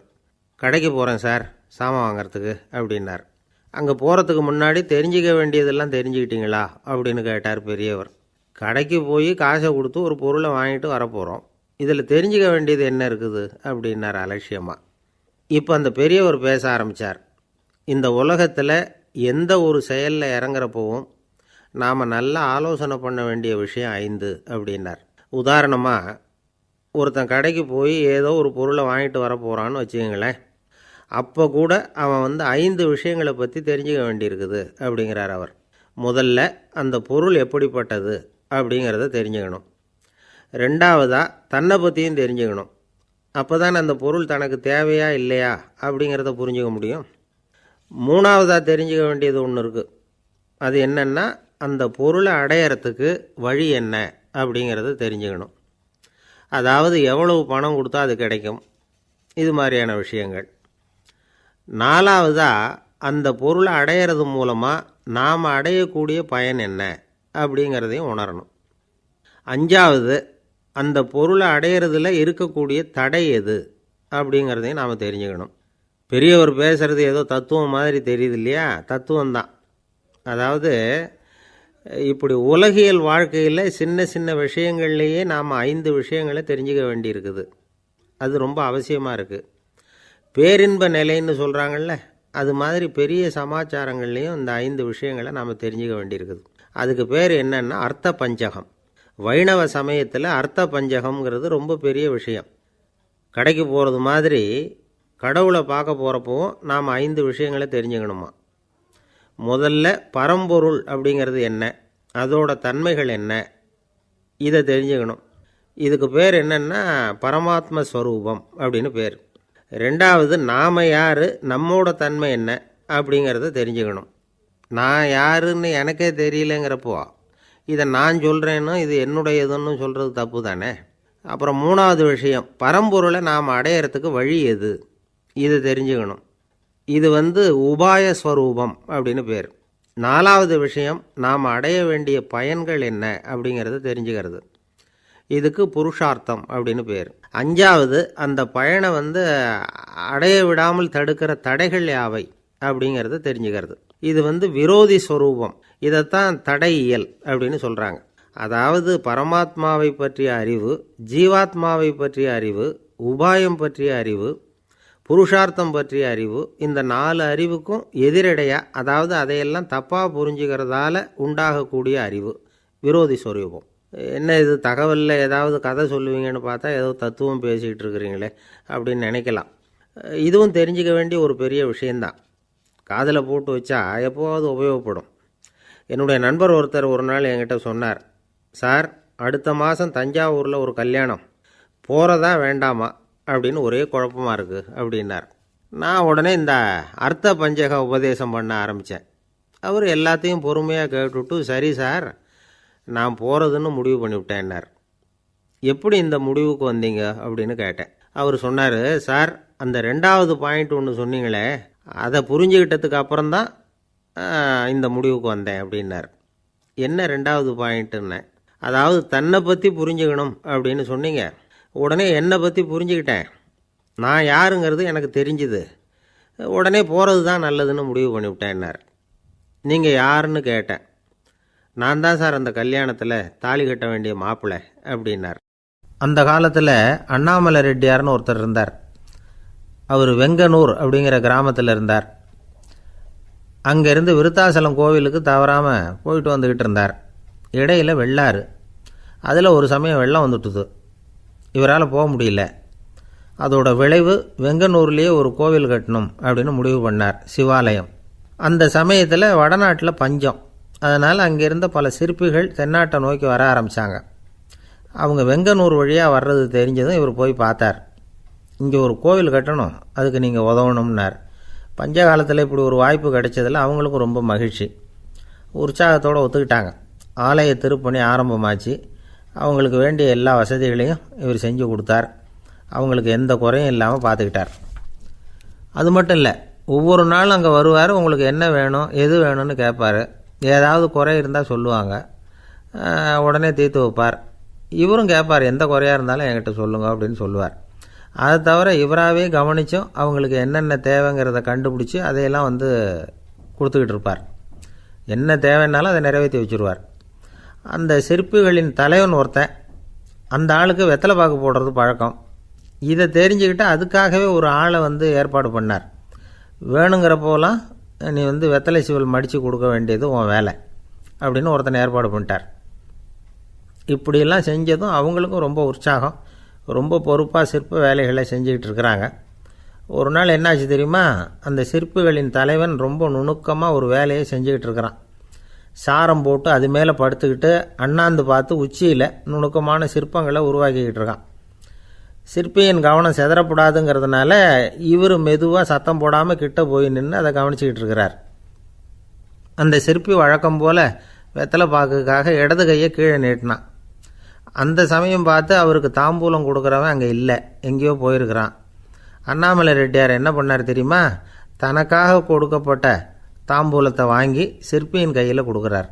அவன் வாங்கி போட்டுக்கிட்டான். இது என்ன இன்னைக்கு வெத்தலை சீவல் வேறு மாதிரி இருக்குது, வாசனை தாம்பூலமாக இருக்குது அப்படின்னு யோசனை பண்ணிவிட்டு கீழே திரும்பி பார்க்குறார்.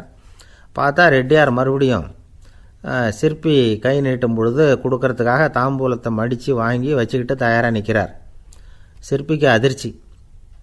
உடனே பொத்துன்னு கீழே குதிச்சான். ஐயா, என்ன இது நீங்களா அப்படின்னா.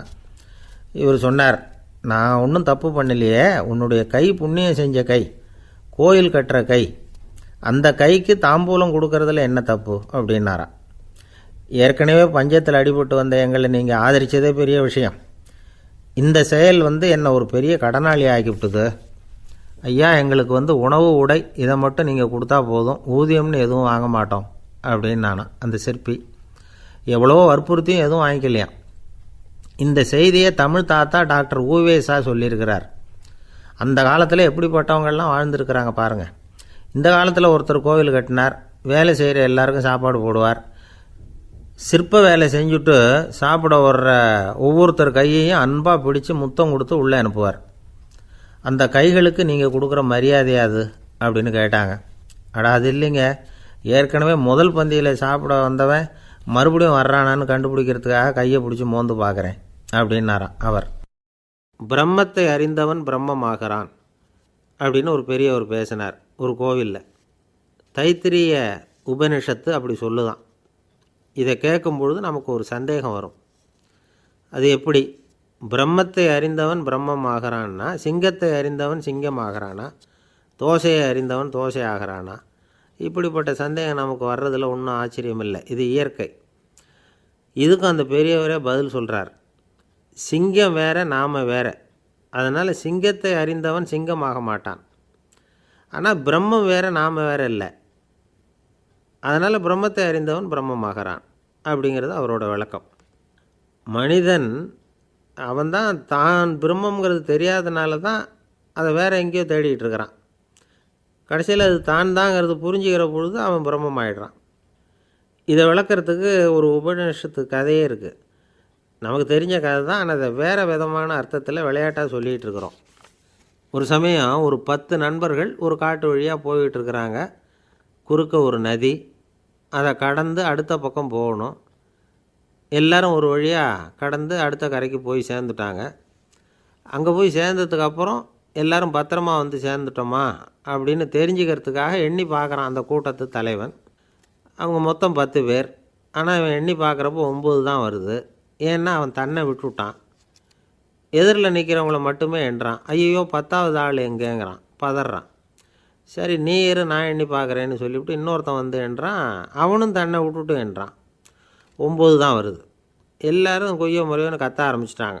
அந்த சமயத்தில் ஒரு பெரியவர் அந்த பக்கமாக வர்றார். என்ன விஷயம்னு விசாரிக்கிறார். 10வது ஆள் 6 அடிச்சுட்டு போட்டுது அப்படின்னு சொல்லி இவங்க அழறாங்க. சரி அழாதீங்க அப்படின்னு சொல்லி அந்த தலைவனை பார்த்து இப்படி வாங்குறார். வர்றான். இப்போ எனக்கு முன்னாடி ஒரு தரம் எண்ணு பார்க்கலாம்ங்கிறார்.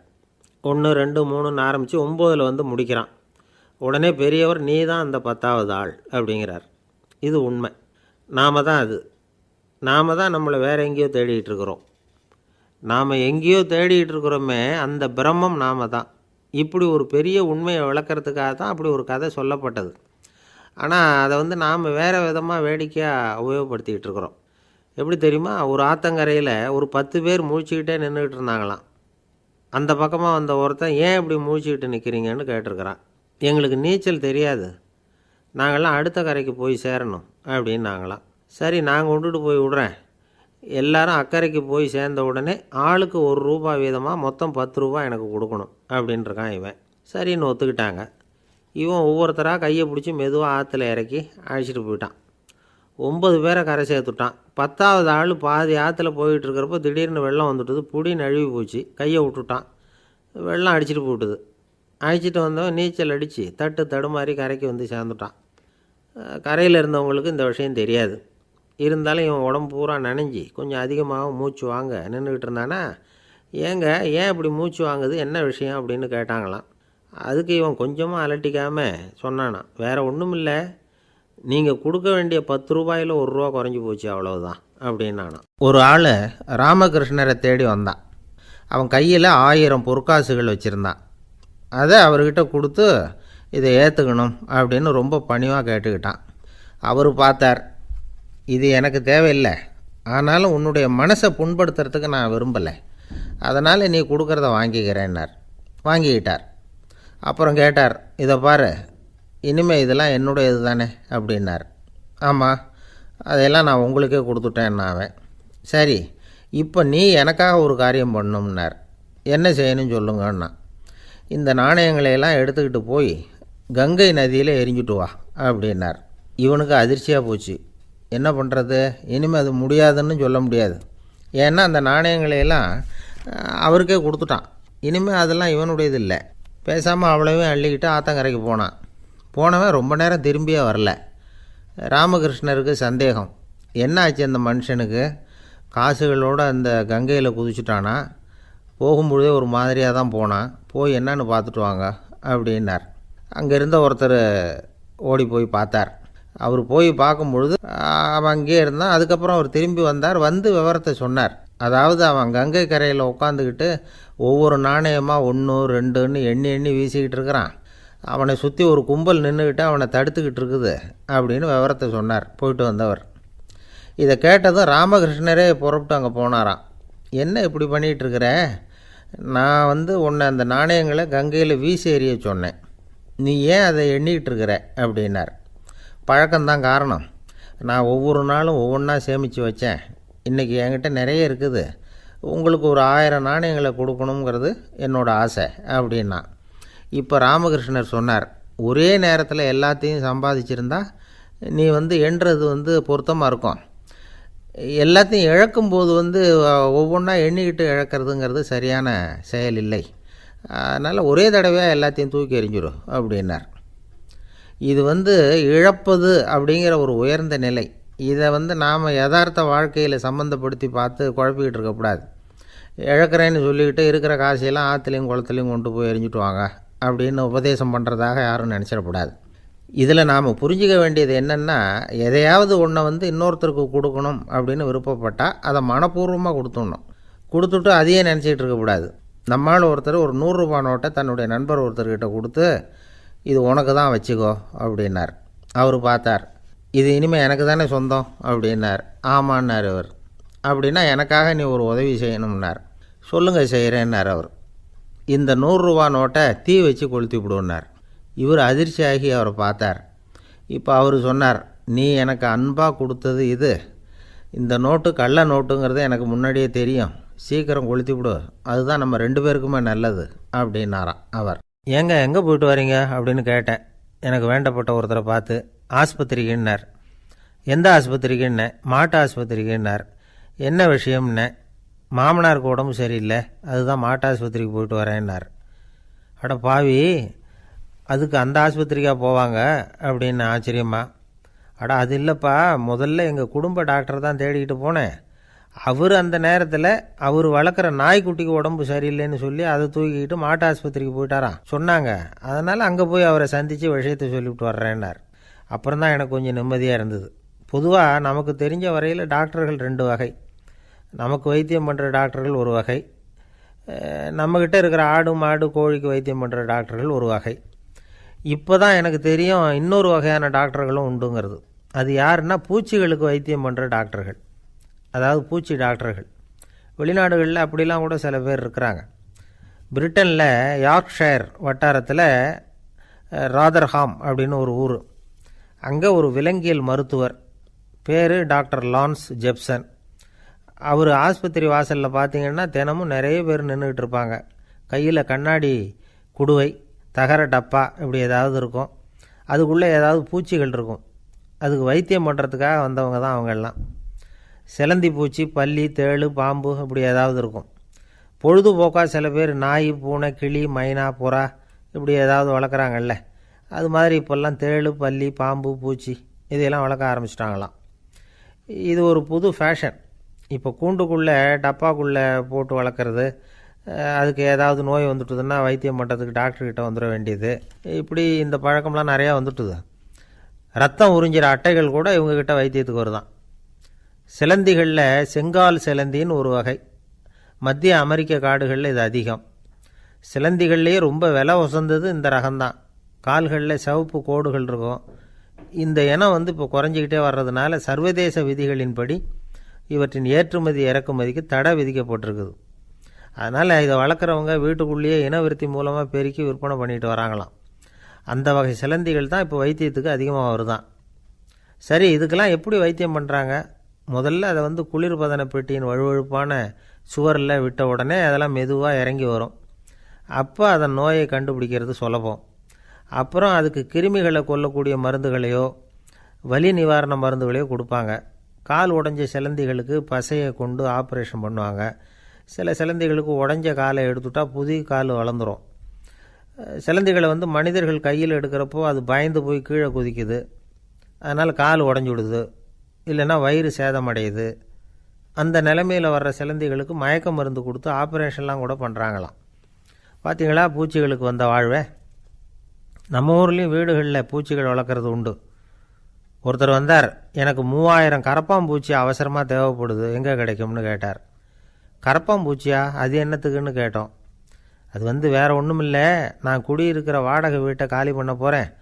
வீட்டு சொந்தக்காரர் என்ன சொல்கிறாருன்னா, இந்த வீட்டுக்கு நான் குடி வந்தப்போ எப்படி இருந்ததோ அதே நிலைமையில் விட்டுட்டு போகணும்னு வீட்டுக்காரர் சொல்லியிருக்கிறார், அதனால தான் கேட்டேன் அப்படின்னார். ஒரு தந்தை தன்னோட பிள்ளைய ரொம்ப தைரியசாலியாக வளர்க்கணும்னு ஆசைப்பட்டார்.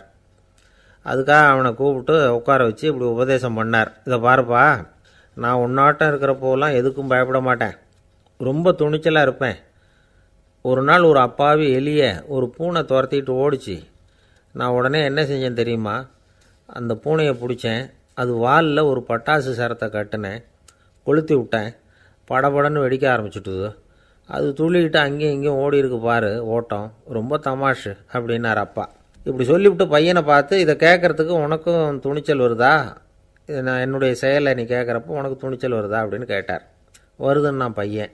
எப்படின்னா அப்படிங்கிற விவரத்தையும் சொன்னான் அவன். அதாவது எலியை விரட்டினத்துக்காக பூனை வாலில் பட்டாசு கொளுத்துனீங்க நீங்கள், பூனையை விரட்டினத்துக்காக உங்கள் கழுத்தில் பட்டாசு சரத்தை மாட்டினா என்னென்னு தோணுது எனக்கு அப்படின்னா பையன். பையனோட துணிச்சல் அப்பாவே நடுங்க வச்சுட்டுது. அது சரி, ஒரு அப்பா பிள்ளைக்கு இப்படியா உபதேசம் பண்ணுறது? எல்லாருக்கிட்டையும் அன்பாக பழகிறது எப்படி அப்படின்னு சொல்லி கொடுக்கணும். பிஞ்சு உள்ளங்களில் நஞ்சை தூவலாமா? ஒரு நாள் விநாயகர் ஒரு பூனையோடு விளையாடிக்கிட்டு இருந்தாராம்.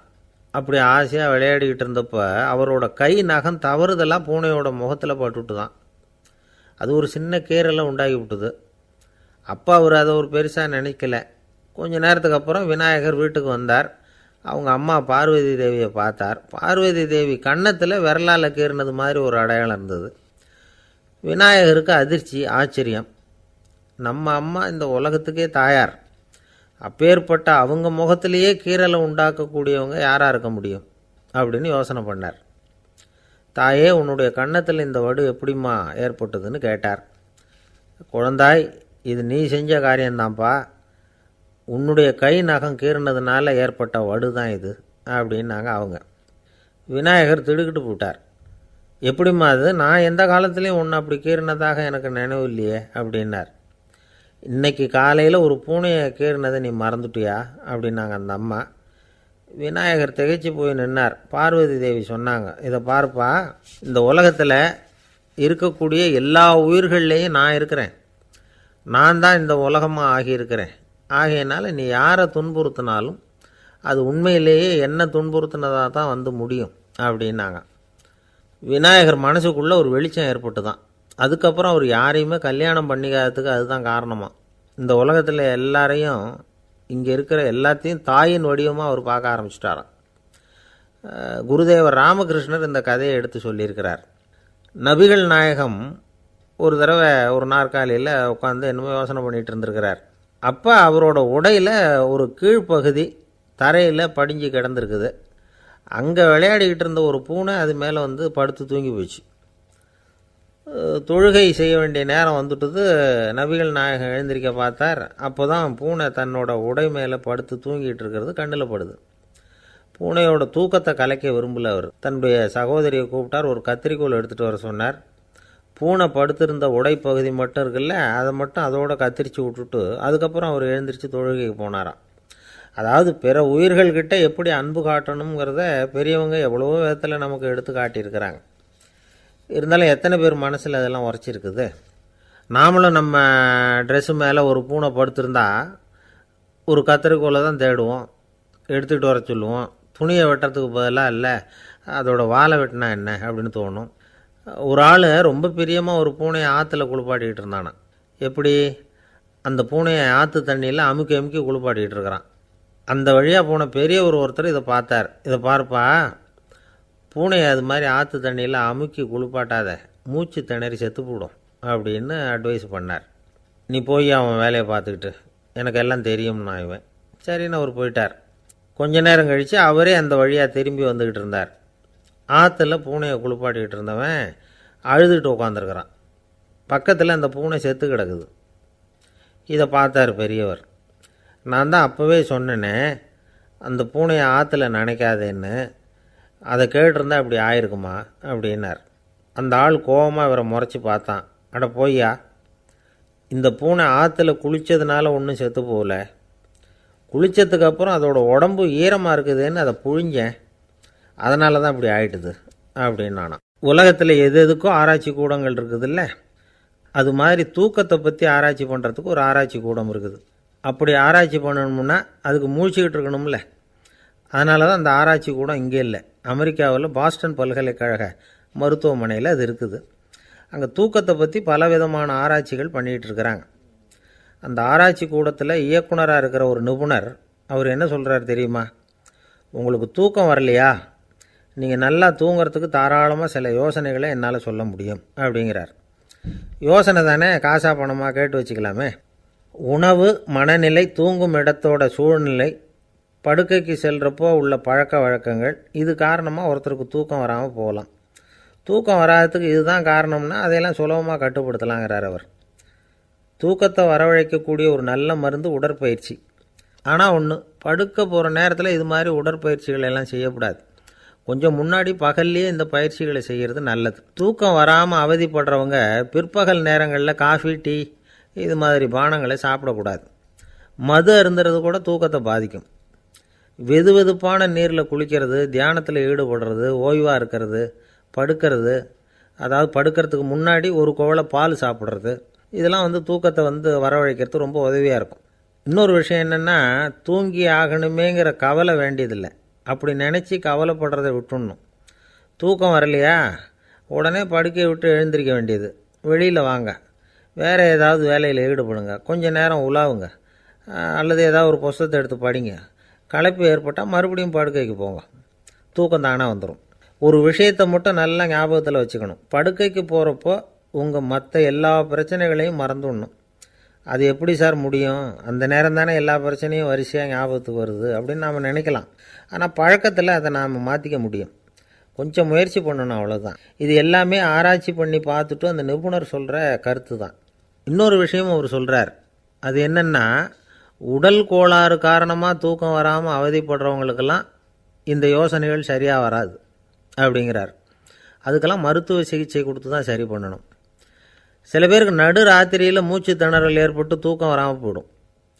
ஊரெல்லாம் தூங்குறப்போ தான் மட்டும் தூங்காமல் மூழ்கிட்டு இருக்கிறது, ஊரெல்லாம் மூழ்கிட்டு இருக்கிறப்போ தான் மட்டும் தூங்குறது, இது மாதிரி கோளாறுகளால் சில பேர் பாதிக்கப்படலாம். கால் தசை முறுக்கிக்கிறதுனால சில பேருக்கு அடிக்கடி விழிப்பு வரலாம். மன அழற்சி காரணமாக சில பேருக்கு தூக்கம் வராது. இது மாதிரி கோளாறுகளுக்கெல்லாம் அதுக்கு தகுந்த மாதிரி சிகிச்சை கொடுத்து தான் சரி பண்ண வேண்டியிருக்கும். எந்த கோளாறும் இல்லாமல் தூக்கம் வரலைன்னா ஆரம்பத்தில் சொன்ன முறைகளை கடைப்பிடிச்சி பார்க்கலாம். தூக்கம் வந்ததுன்னா யோசனை சொன்ன அந்த நிபுணருக்கு நன்றி சொல்லலாம்.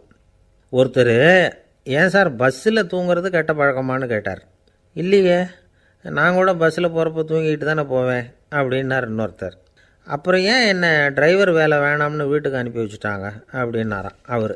ஒருத்தரை பார்த்து உன்னுடைய நண்பர்கள் யார் அப்படின்னு ஒரு கேள்வி கேட்டு பாருங்க, கொஞ்சம் யோசித்து பதில் சொல்லுவாங்க. அவங்கக்கிட்டேயே உன்னுடைய எதிரிகள் யார் அப்படின்னு கேளுங்க, கடகடன்னு ஒப்பிச்சிருவாங்க. நம்ம மனசு இருக்க அது எப்படின்னா, நம்ம நண்பர்களை விட எதிரிகளை அது நல்லா ஞாபகத்தில் வச்சுக்கும். இது ஒரு ஆச்சரியமான உண்மை. உங்களால் நண்பர்களை மறந்துட முடியும், ஆனால் எதிரிகளை மறந்துட முடியாது. இது ஒரு வேடிக்கையான நிலைமை தான். அழகான தருணங்களை நாம் ஏன் மறந்துடுறோம்? இது இயற்கை. ஏன்னா நம்ம மனசு மலர்களை கவனிக்கிறதில்ல, அதில் இருக்கிற முள்ளை தான் கவனிக்குது. தன்னை காயப்படுத்துகிற எதையும் அது உடனே கண்டுகொள்ளுது. ஒரு தெளிந்த சிந்தனை உடைய மனசு மிக அழகாக உள்ள எல்லாத்தையும் கவனிக்கும். அது நன்றியுடன் உணரக்கூடிய எல்லாத்தையும் பார்த்து குறிச்சிக்கும். இப்படிப்பட்டவங்க வாழ்க்கை இயல்பாகவே நல்லா அமையும். அது ரொம்ப அபூர்வம். மனசில் உள்ள ஒரு சிறிய அமைப்பை மாற்றுவதை பொறுத்து தான் இந்த விஷயம் அப்படிங்கிறார் ஓஷோ. ஒரு யூத கோவில் இருந்து தான், அது யூதர்களின் மடமாகவும் இருந்தது. அங்கே ஒரு தலைமை குரு, அவர் ரொம்ப கண்டிப்பானவர். அந்த கோவிலை ஒட்டி ஒரு தோட்டம். ஒரு நாள் காலையில் அந்த தோட்டத்தில் 2 இளம் யூதர்கள் நடந்து போய்கிட்டு இருக்கிறாங்க. காலையில் 1 மணி நேரம், மாலையில் 1 மணி நேரம் அவங்க அந்த தோட்டத்தில் நடக்கிறதுக்கு அனுமதி உண்டு. மற்ற நேரங்களில் அவங்க மத புத்தகங்களை படிக்கணும், பிற விதிமுறைகளை கடைபிடிக்கணும். அந்த 2 பேருமே தொடர்ந்து புகைப்பிடிக்கிற பழக்கம் உள்ளவங்க. ஆனால் கோவில் மடத்தில் இருக்கிறப்போ அவங்க புகைப்பிடிக்க முடியாது, அது கடுமையான குற்றம். சரி, நாம் தோட்டத்தில் இருக்கிறப்போவாவது புகைப்பிடிக்கலாமா அப்படின்னு ஒரு ஆசை அவங்க 2 பேருக்குமே. இருந்தாலும் பயம். இப்படி கேட்டால் மதகுரு என்ன சொல்லுவாரோ அல்லது என்ன செய்வாரோங்கிற பயம். இப்படியே கொஞ்ச நாள் ஆச்சு. ஒரு நாள் இந்த 2 பேரில் ஒருத்தன் ரொம்ப கலங்கி போய் அந்த கோவிலிருந்து வெளியில் வந்துக்கிட்டு இருந்தான். வந்தவன் நேராக தோட்டத்து பக்கம் போனான். அங்கே இன்னொருத்தன் ஆனந்தமாக புகை பிடிச்சிக்கிட்டு இருக்கிறான். அதை பார்த்து தான் இவனுக்கு அதிர்ச்சி. அட கடவுளே, என்ன இது, நீ கேட்காமலே ஆரம்பிச்சிட்டியா அப்படின்னா. இல்லை நான் கேட்டுவிட்டு தான் ஆரம்பிச்சிருக்கேன்னா அவன். அப்படியா, என்ன மனுஷன் இவர், நானும் தான் கேட்டேன், என்னை கண்ணாமுன்னான்னு திட்டிவிட்டார். இது என்ன கோவிலா இல்லை நரகமா? உனக்கு புகை பிடிக்கணும்னு ஆசையாக இருந்தால் நரகத்துக்கு போகணும்னு சொல்லிவிட்டார். அது சரி, உன்னை மட்டும் எப்படி அனுமதிச்சார் அப்படின்னு கேட்டான் இவன். அவன் சிரிச்சுக்கிட்டே, நீ எப்படி கேட்ட சொல்லு அப்படின்னா. நாம் இந்த தோட்டத்துக்கு வர அனுமதிக்கப்பட்டிருக்கிறதே ஜபத்துக்காகத்தானே, அதனால் நான் ஜபம் சொல்லும் பொழுது புகை பிடிக்கலாமா அப்படின்னு கேட்டேன். அதுக்கு தான் அவர் சத்தம் போட்டு என்னை அடிக்கவே வந்துட்டார் அப்படின்னா இவன். நீ ஒரு மாதிரியாக கேட்டிருக்க, நான் வேறு மாதிரியாக கேட்டிருக்கிறேன். ஜெபம் சொல்லும்போது புகை பிடிக்கலாமான்னு நீ கேட்டிருக்க. ஐயா, புகை பிடிக்கும் பொழுது ஜபிக்கலாமா அப்படின்னு நான் கேட்டேன். அதில் தப்பு ஒன்றும் இல்லை அப்படின்னு பதில் சொல்லிட்டார் அப்படின்னா. ஒரு சிறிய மாற்றம்தான் அது மிகப்பெரிய மாறுதலை ஏற்படுத்தி விட்டது. மனசு நல்ல விதமாக சிந்திக்க ஆரம்பிச்சுட்டுதுன்னா மகிழ்ச்சிக்கு பஞ்சம் இல்லை.